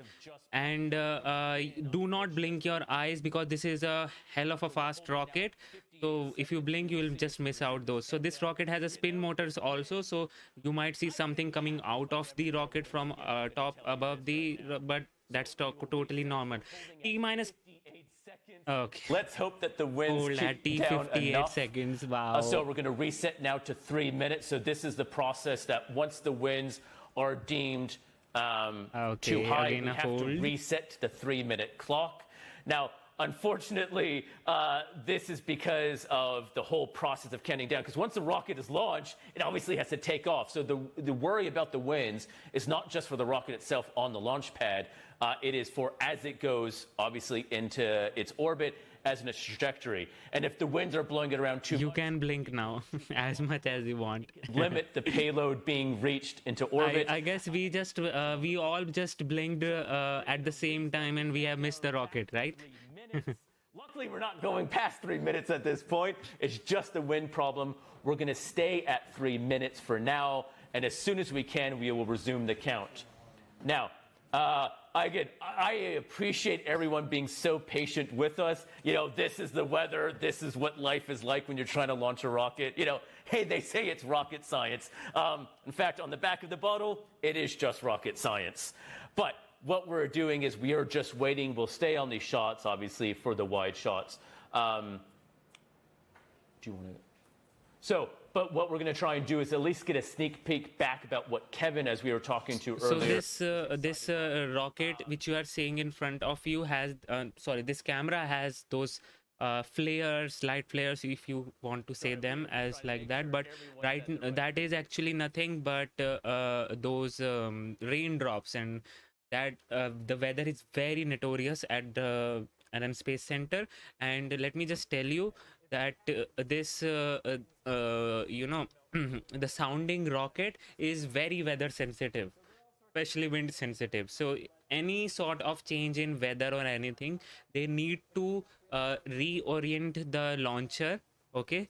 And if they have this like it's a hold at T-minus 3 minutes now, right? Now they'll determine a new T0, feed in the new launcher settings with all those azimuth and all the angles with it has to launch, and then feed it to the computer and the launch gantry, and it will align the rocket to that particular angle, and then it will launch. So all those things take time. But and anything, any change in the weather or a wind, even the high altitude wind or the ground winds can delay the counter, which has happened a couple of times now. So just be with us because the sounding rocket does not have any sort of thrust vector control. And one of you just asked what's the sounding rocket. So sounding rocket actually, the official definition means a rocket which goes up to the space with a scientific instrument in it and then comes down. But you can say, in my definition is this, that a sounding rocket is that rocket which just goes up and then comes down. So that's a sounding rocket, and it is doing the same right now today. And the apogee, which means the highest point of the trajectory for this launch, will be around 350 kilometer, and the downrange distance will be around 210 kilometer ish. So that's how it is now. Throughput. So if you are worrying about what they are saying, so don't worry guys, they'll play it again, because this the thing which you are they are talking about right now is the thing which they will again make you see when the launch will happen, because this is related to the 4th July launch. So does not make sense and get confused about and listening to it right now. So we'll just stick to what we have for today. Yes, if you have any questions, you can ask me. And talking about how long will the delay until the reschedule happen, until the reschedule. So we don't know till when they'll delay, because they are abruptly picking up the time and whatnot. But we do know that there is a 3-hour launch window which started at around, it's almost a 1 hour launch, a 1 hour window which has completed, just 10 minutes short of that. And so we do have some time, so we are not no short of time on that one. But yes, I'm telling you that T-minus 3 minute launch, recycle for a sounding rocket is quite sensible. The Volops one, where you can actually listen to the mission control also, you can, hear all those people saying the launcher settings, the azimuth, the angle, and all those things which are necessary for the rocket to launch. So they adjust every time this timer has a stop or that. Okay, so we are again. Okay, cool. So I guess let's just. So, if you've just seen, we have resumed the count, and that is because, yes, the winds have now become, stable again. So we're going to try and see if we can do this again. And I appreciate everyone. Yes, I need a drink. I'm only unfortunately drinking water because my voice is very sore. But you can do as much as you want at home. Hopefully we don't have to go back to that 3-minute game. This is happening again, guys. So we are now just 70 seconds away from the launch. We will be going outside, as you're seeing now, to see this. Yes. So as long as the wind's stable for the next 2 minutes, essentially, or at least the next minute, this rocket is launching off. Now, I know I've said that before. So we are officially now under the minute count. We are still T-minus 40 seconds, 45 seconds remaining, guys. Things are looking great right now. 4 seconds, hopefully as you're seeing. So we will stay outside for the shots. We will keep it as much as we can. And we are going to see a rocket take off from Australia. T-minus 30 seconds remaining. Now, the fact that we are having a rocket take off from Australia is just as... I cannot wait to see 20 seconds from now 19, this rocket take off. 18, 17, 16, 15, 14, 13, 12, 11, 10, 9, 8, 7, 6, 5, 4. So we have now held again. Oh God. Okay, now they are trolling. Someone I am blinked sorry again. for this I fun told game. You not to I blink, promise please. we are not playing a trick on you. The winds are playing a trick on us. We were so close. We were so Someone close. blinked again. We will get there again, but we will see. So we are on a hold. If it is a wind hold, we'll go back to 3 minutes. If it's something like that. So we are going back to 3 minutes yet again. For those who suggested drinking every time you hear 3 minutes, I suggest taking a drink as well. Now, I'm obviously just drinking water, but in order to wet my whistle, so I'm going to keep being with you until we sing take off. Look, at least we're getting closer every time, right? You know, we're slowly inching and inching and inching. And look, again, this is quite uncharacteristic. You know, this is the dry season of the Northern Territory. We are not really expecting rain. We are not really expecting wind. And you know what? I'm glad you're having fun with this. Look, this is what it's about. We are having fun. We are excited. I'm still going to be excited. And I'm trying to keep up to date with all your comments. I could be playing a trick on you. We could just be looping this. We could be a slight Truman Show type thing. But no, this is real. The rocket is still on the launch pad. We are still ready to launch. We are just holding for T-minus 3 minutes. And waiting for the winds to go. And I'm kind of actually just being laughed at this point. 1 second. Oh, we were just seeing if we were getting resumed countdown. We're not. So again, this is just... they are actually very quick about, setting up all the launchers and everything. Because if there is a... guys, why this is happening, the wind is happening. because I guess they don't have a proper weather balloon launched to you know to have a proper wind readings out there. The upper we don't know yet whether it's a upper wind which is playing its acts, or it's the ground winds. But if it's the upper winds, then this can happen because weather balloons are needed for this to monitor all those things. So they must be having one to monitor all those things, but might not be many. So we'll have to wait and see. But I haven't seen any countdown which has stopped at such a Official count, we're just being informed. We did get to officially 8 seconds, but we had to restart to 3 minutes. And again, this is all just the. yep.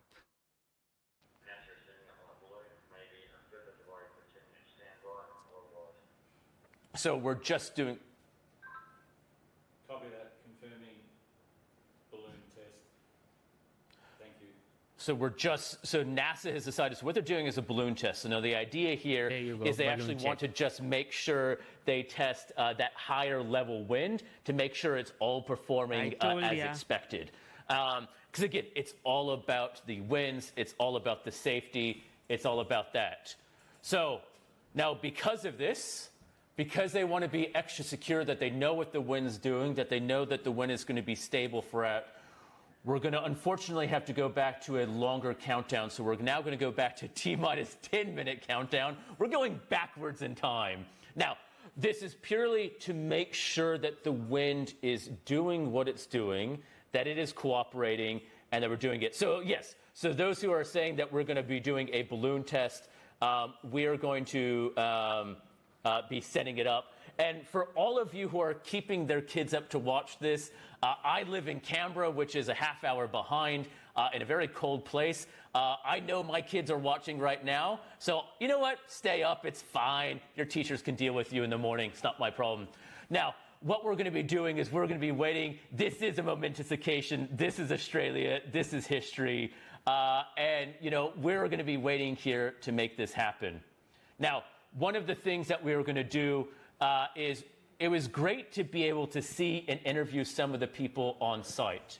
We were able to see. Steve, I don't think so. That's a lightsaber, but a tube light maybe. We're doing so just getting the wrapped up official with check. So we're going to still stay at the color T-minus 3 countdown. Let's so that's see. the official countdown. And the way procedure starts is we're just waiting for 10 minutes. And again, this is what we're doing is NASA's going to be launching a balloon up, getting ready to test those higher level winds.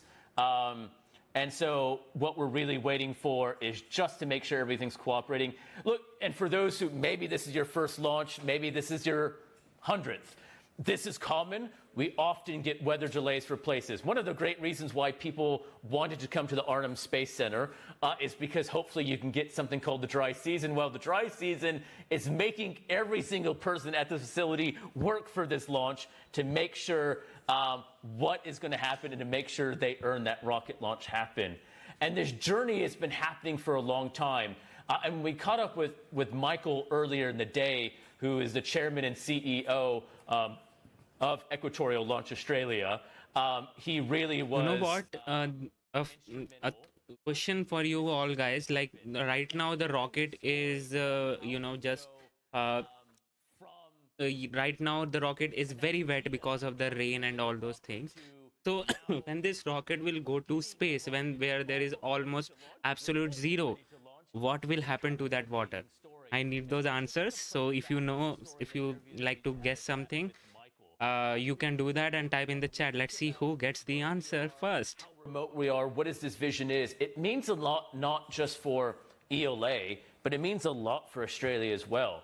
And this is a sort of amazing thing to happen. So, look, we are going to earn it. We're going to make it. And yeah, for those who are counting, when we get to those final 10 seconds, I am going to be louder than anyone can tolerably imagine because I'm going to be excited to see the final 10 seconds happen.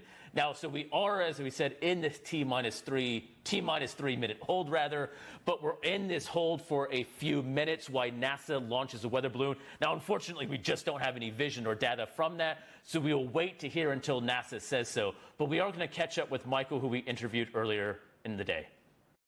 Hi, I'm Michael Jones, the Executive Chairman and Chief Executive of Equatorial Launch Australia.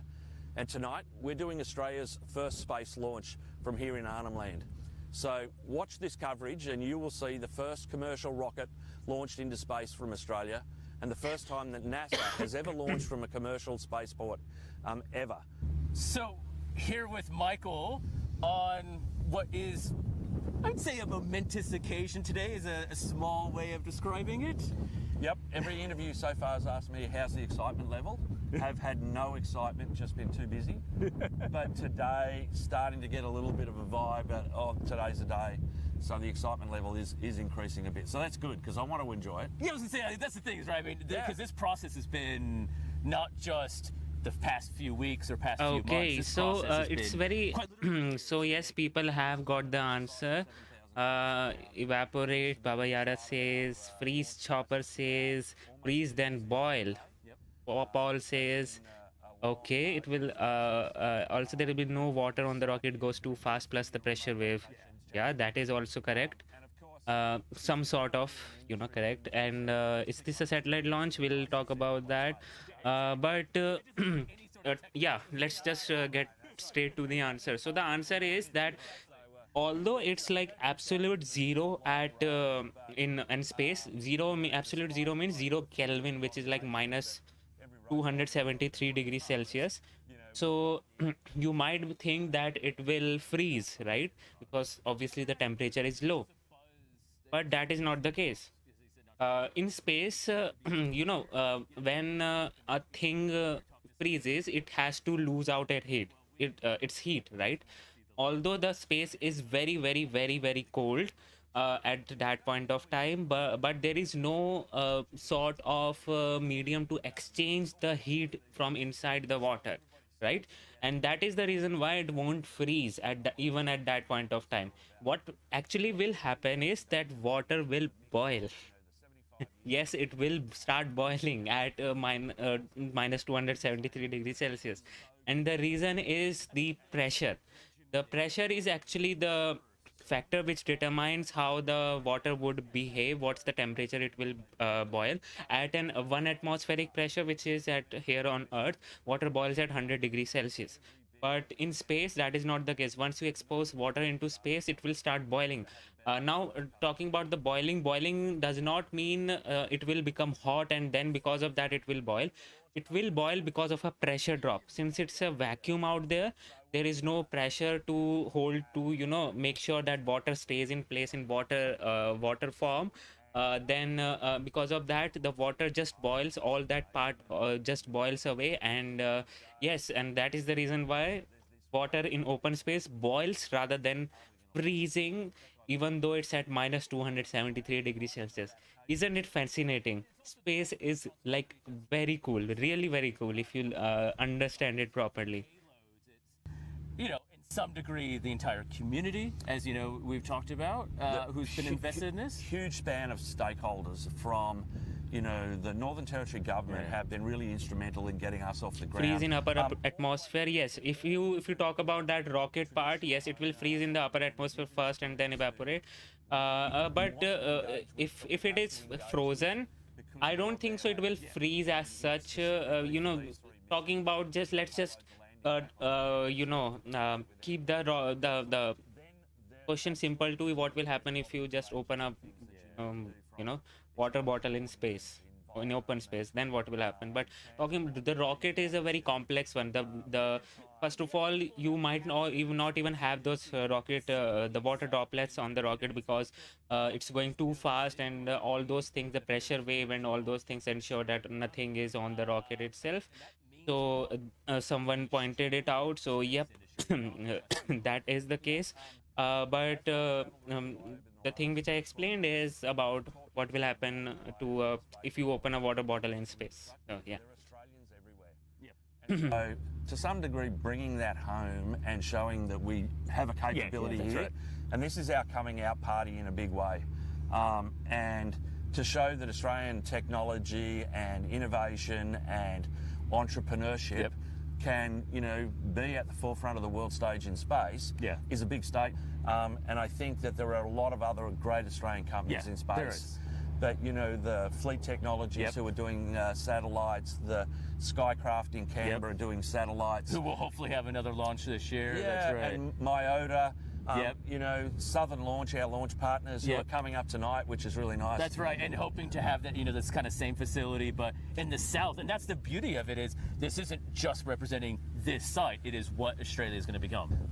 But certainly with Southern Space, we talk to it, Southern Launch, we talk to them all the time. We get on We're really talking well with them. about what is launching today, Steve. So there is no satellite on board because this is a sounding rocket again.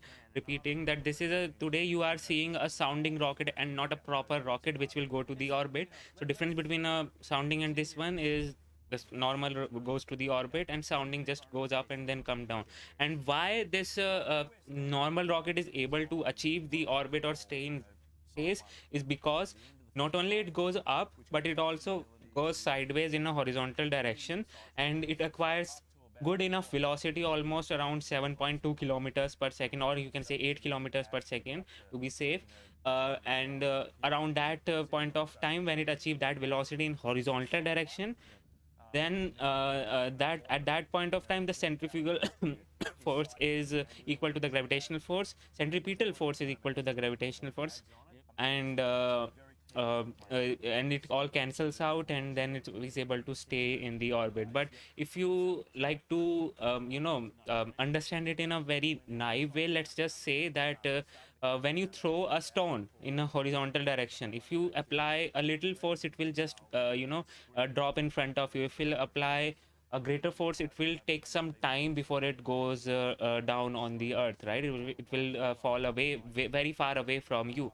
And then just imagine that you are a superhuman, and then you keep on increasing the force, it will go farther away, it will again go farther away, and at one point of time you have enough force in your hand to just throw that stone with such a velocity that it will never fall on the earth, because it will miss the earth. It will not get enough time to fall onto the earth, and that is when you achieve the orbit.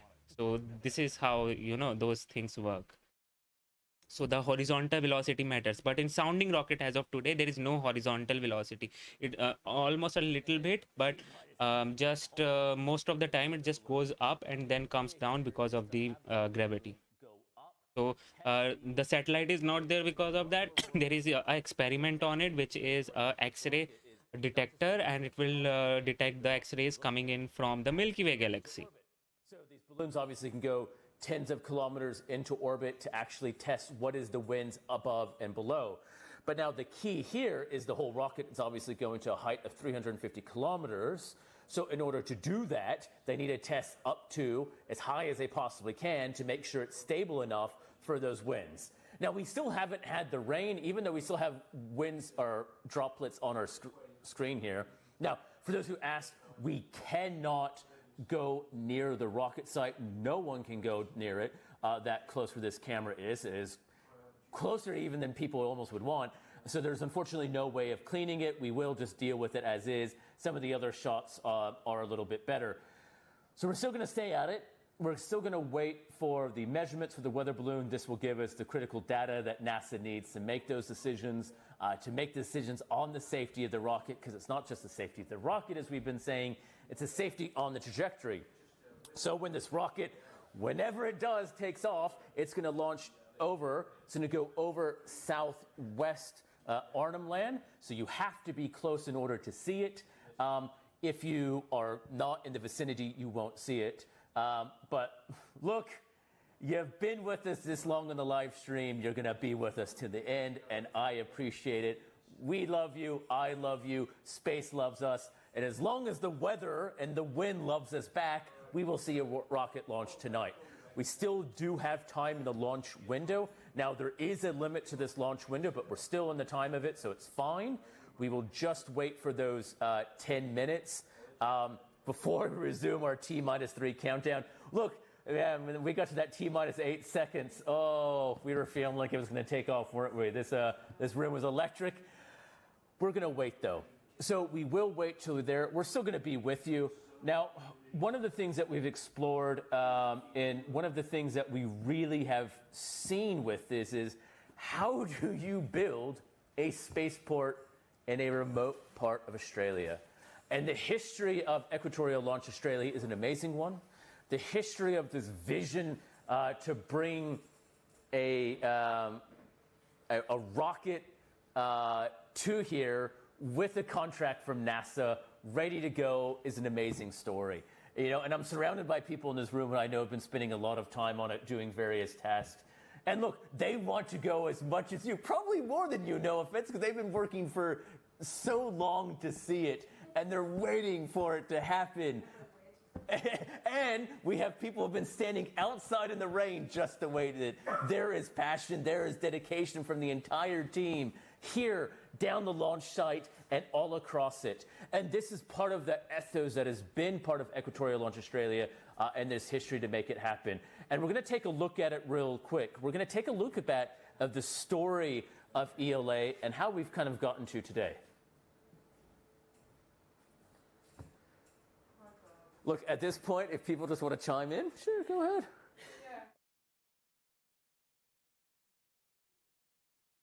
Hi, I'm Michael Jones, the Executive Chairman and Chief Executive of Equatorial Launch Australia. Talking about Dewhurst, so are they taking the snapshots of the X-ray? I won't say that, because what they are doing is they will open the payload adapter for 5 minutes.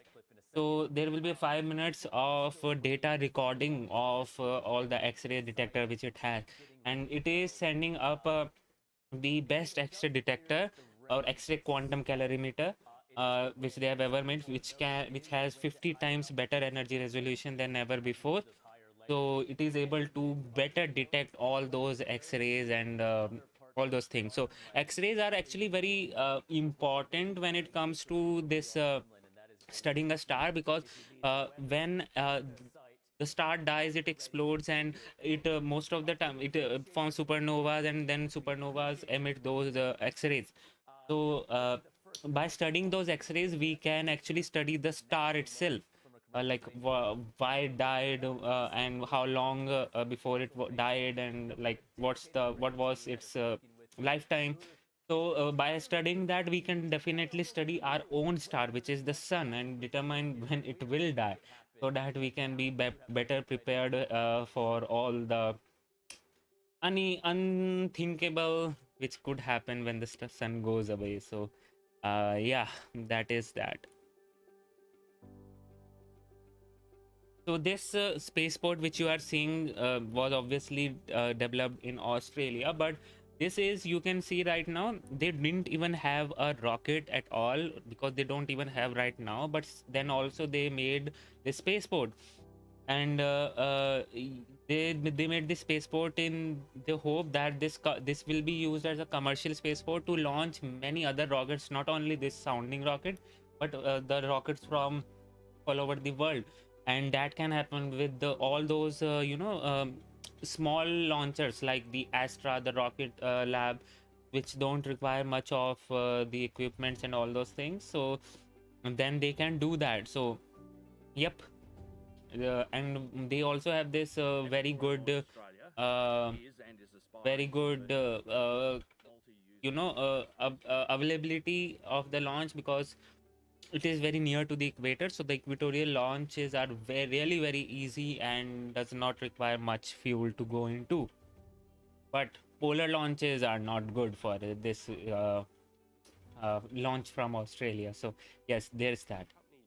Was founded and established in 2015, and it's sort of spent the first couple of years determining the best location, and that's why we are where we are, because of the equator, which avails us of a whole range of astrophysical and orbital options. And then in 2019, we were contracted by NASA, who expressed an interest in launching from the Southern Hemisphere and specifically from Equatorial Launch Australia's site in Arnhem Land. Equatorial Launch Australia and NASA go for launch right here in the Northern Territory. These rockets will go some 250 kilometres into the sky to collect data on the physics of the sun and its relationship with the Earth. It's about sending a message to younger Australians and indeed Australians of any age who might be looking at retraining for future careers of how important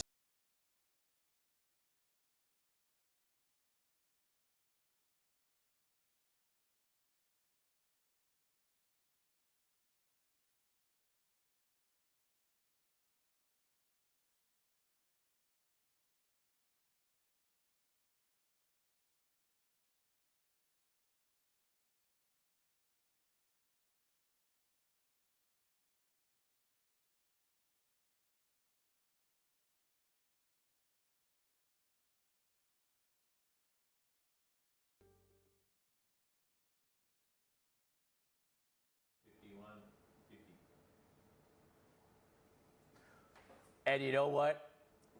We're back on count. Yes! So we are now T-minus 140 and counting. So now as long as those winds stay away, we are going to see this rocket launch. Now I'm sounding like a broken record, but this is okay. We are staying with it. We're going to get this launch. As of now, the winds seem to be as cooperating. And you know what? The beauty of it is a little bit of wind and a little bit of time has dried out our camera downrange. So we are now going to be approaching the 70-second mark. So 1 minute, 10 seconds left to go. And so as we go, we were going to stay in this count. We got to 8 seconds last time, and then we had to wait. So we did approach the 1 minute mark. We are still on track. Yep, so we are still counting down.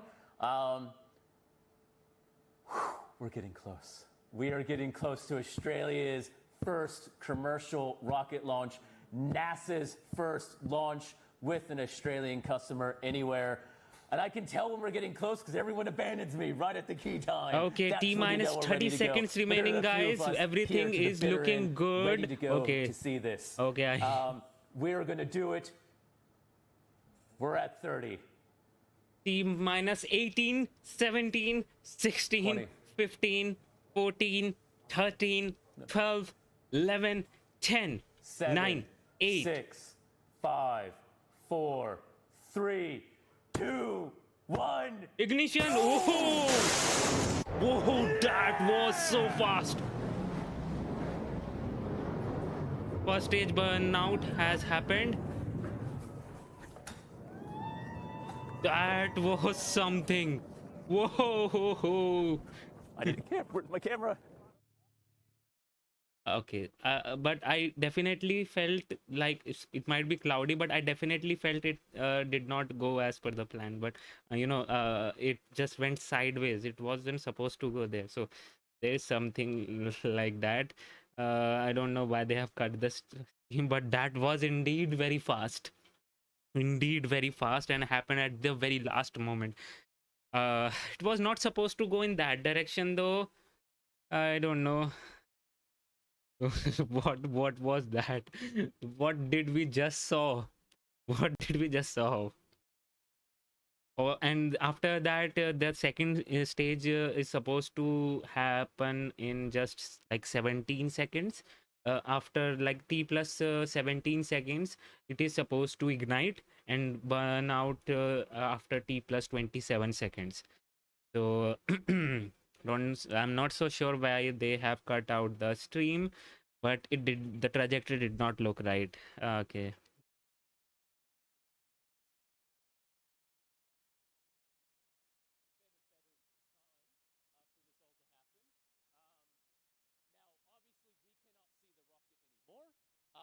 That's okay. What we're doing is we're just getting outside set up for... Because after that who's and ha's of cheering also stopped after some time. Because if there is some, now there is a big problem here. The building was about to explode when that shockwave came through. It was a bit louder than the rain. I think they made it maybe. It was a pretty amazing thing. It was great to see. Okay. And so it's a great time to be outside to see it. You can still see the smoke and haze on the pad from that launch. And so we did just have the first commercial launch from Australia and NASA's first launch to it. And look, let me tell you, when you saw that engine kick and it went into the scream, oh man, it was a thing of beauty. It really took off. It took off with the speed. So it is now traveling in a southwestern trajectory. So we're outside. We're kind of just outside where we were. The launch pad is down screen. And so now it's trajectory in that southwest trajectory. The rocket should now just be approaching about so orbit. it went as per the I mean plan. by orbit, I mean the height at which the science instruments will kick on. That's at 100 seconds. Now this is when the work of the scientists really have to get going. There's a lot of work to get their instrument calibrated and ready to go and actually taking that critical data. The telescope itself will only be operating for a few minutes, as we heard from Scott and others, as part of that launch. So it's a very short amount of time that they have. So as it's going, they will be getting the data. They will be getting the information they will need. And then hopefully it's... Okay, so it was... now I can understand, I can really feel the necessity of the Kerbals to save the day today. Unfortunately, there was some emergency. I couldn't able to make those Kerbalized version, but hopefully I'll be able to do that in the second launch. But yeah, right now it looks like it went as per the plan. ELA employees who will be here for the second and third part of the launch. Now, as this data goes out, the scientists will be collecting their data. Now, this rocket and the payload will land kind of yonder, way beyond my shoulder, hundreds of kilometers behind. And tomorrow morning, it will be recovered. So, the work hasn't stopped. The work has now just begun. That is the important thing about this launch. As the work happens, as we keep going, they will be collecting data. They will be getting their science. They have to collect the instrument tomorrow. Now, as we heard from Kevin, once you collect your instrument, you have to take it back to the lab. They're going to check it, make sure it works, make sure everything is kind of operating as planned before they say sign, seal, delivered, and they can take it back to the U.S. Now, as we said, there are 2 more launches. So now we have just witnessed Australia's first commercial launch here from Yolngu country at the Arnhem Space Center. We have 2 more launches to go. Not tonight. There's enough excitement and buzz, and we've waited a long time. The second launch is scheduled for the 4th of July. That is the Sistine mission, an ultraviolet mission that will look at Alpha Centauri, the nearest star to us.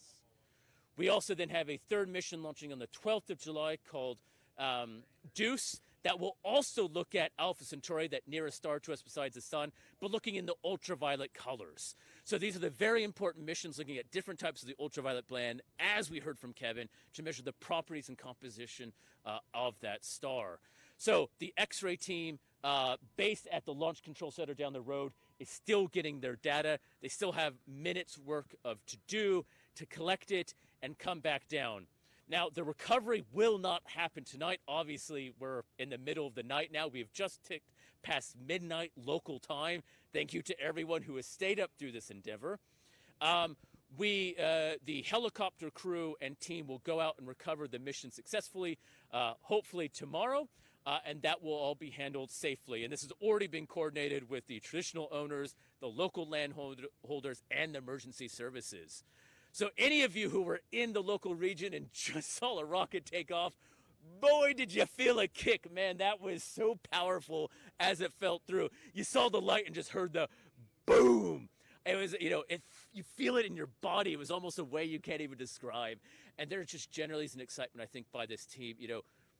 As we've been hearing, there has been a work for years to make something like this happen. A huge amount of people to make you can something see like that this happen. it did not And they've intend made it, to go in they've that seen direction. It just they've been able to make it successful. And look, was we very have had fast a though. rocket launch takeover.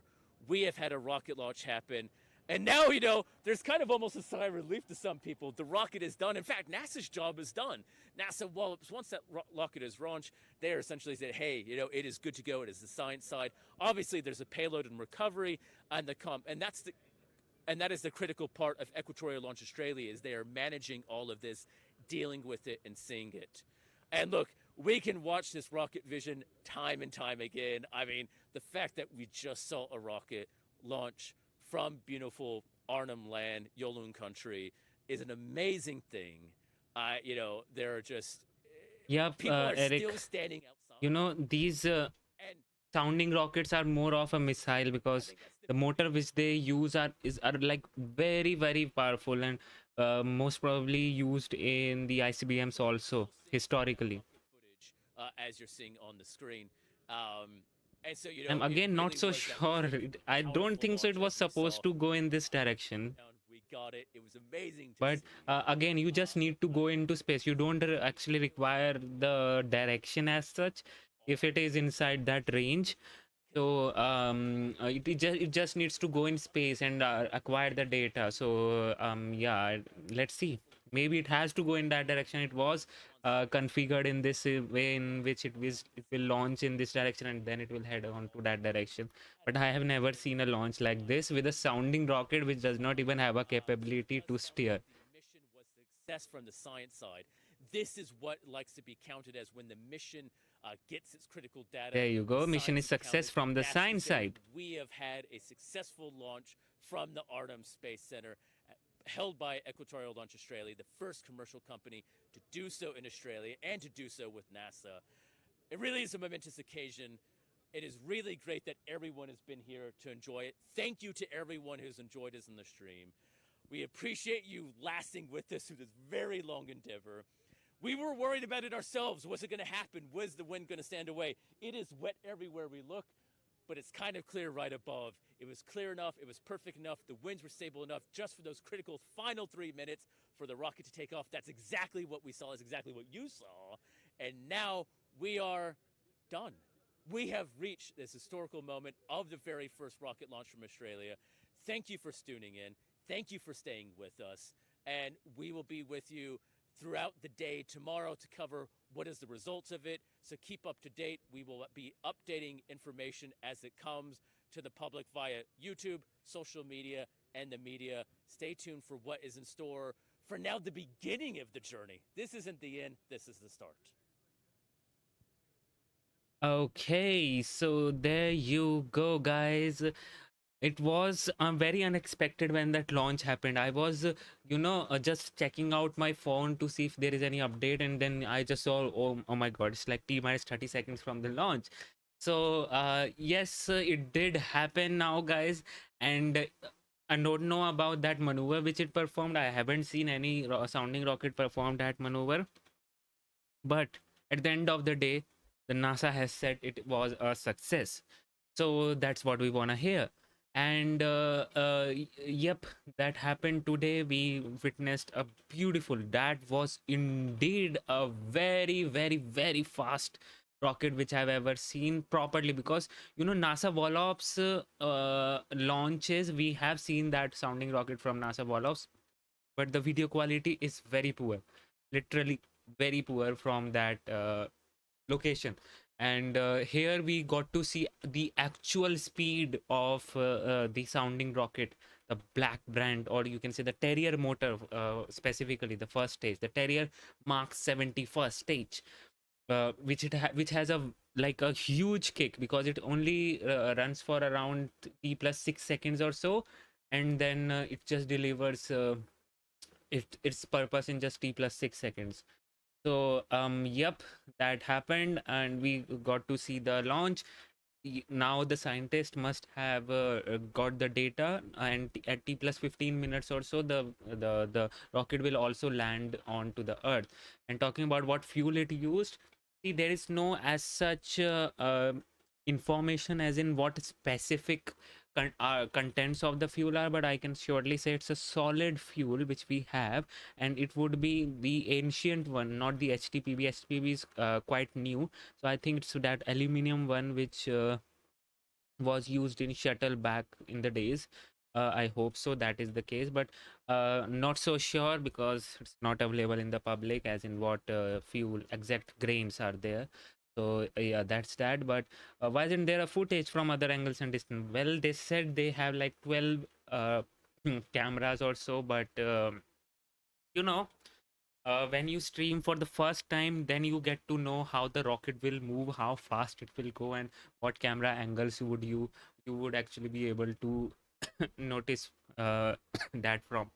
So I hope they'll learn from that and maybe get better footage in the next launch, which will happen in 4th of July. So um yes, we'll have to wait and see. See, again, this is a private company, this spaceport is operated by a private company, Ela Space, and they are obviously interested in the PR also. Then that's why they surely will work on their, mm, you know, cameras and whatnot. But I must say, the guy who hosted this stream was very enthusiastic, just like me. And he did a great job first time hosting the stream, looked very passionate and did his best to cover up for all those delays and everything, talking again and again. So yeah, big thumbs up for that. uh, but right now, yep, things are good. So tomorrow we have another launch, which is a good one.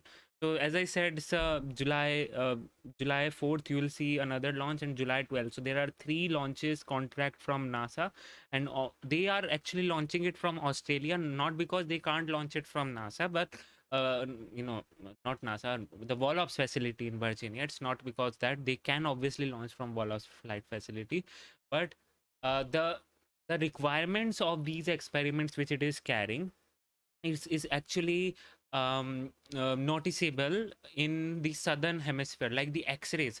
The map which I showed you, let me just see if I can get to that. Yeah, this map which I showed you is more concentrated in this, southern hemisphere of this region. The US is mostly situated in this hemisphere, so it is not the rocket will not be able to uh, go into that X-ray hotspot. So from launching from Australia, the rocket will be able to go this in this X-ray hotspot. So for those of you wondering, this is an X-ray map. The blue shows that most of the X-rays are not there, but the green, yellow, and red shows the concentrated hotspots of the X-rays. So it is aiming for those hotspots so that it can better detect those X-rays. So yeah, this is one of the reason. And though all the other 2 experiments also have some certain constraints, that if they have to perform correctly and perform at its expectation, it should be launched from southern hemisphere, and then Australia comes into place. And as I said, they have been working with Australia for quite a long time for this very reason. And yes, that has happened. So let me just see if we have any update, or if you guys have tagged me on uh, Twitter for up.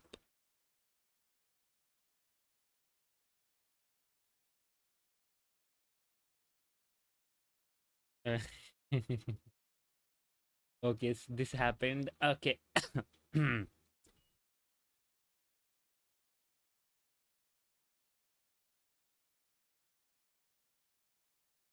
Top tier rocket content and everything looked good. Oh, there you go. The Delta for Heavy with the Starliner. So that is good. Maybe sending it to the moon. You know what? Delta for Heavy was also considered to send the Orion capsule to the moon. Did you know that before SLS? But then it was scrapped. But there was also one launch with Orion only with Delta for Heavy to test its components, but then it was scrapped and the SLS was developed because it was more sensible to do so for the long run. So yeah, there's that. And just looking in for okay, nope, they're not here. We don't have any other footage or something there, but yes, that was quite a launch.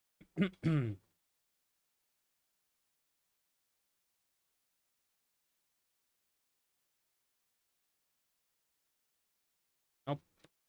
Okay. Yeah, I think that is pretty much about it then. So we have another launch tomorrow from the Rocket Lab, and that's a very important mission for Rocket Lab itself, because the payload which is launching is a very interesting mission, because we don't get to see those missions frequently. The payload which is launching is going to the moon. Yep, and that too on a small sat launcher, the Rocket Lab. So it is going to the moon. It's scheduled from almost 19 hours from now, and it would be very interesting to see. So just do come up with me on this channel, and you will get to know everything that you need to know about that mission. And on 30th of June, I have a marathon of launches. I would have like the most tiring day on 30th of June, because there are like almost 5 launches scheduled on 30th of June, and of them there are 2 confirmed ones and 1 which is about to be confirmed, and only one launch is from China, which might not have a live stream, but there are like 4 other launches which will have a live stream. So there will be a huge clash of the time, and I'll have a marathon. Do you say I'm not sleeping that day? 2:30 a.m. one, 5:30 a.m. another one, and then wow, 10:30 a.m. another one, and then finally one more is there, which will be okay on the timing is 6 p.m. So I'm not sleeping that day. Wow, I'm literally not sleeping that day. I have a very long day on 30th of June, so to pray me on that day. Okay, so yeah, do we have any other images as such? But let's just have a recap of the launch.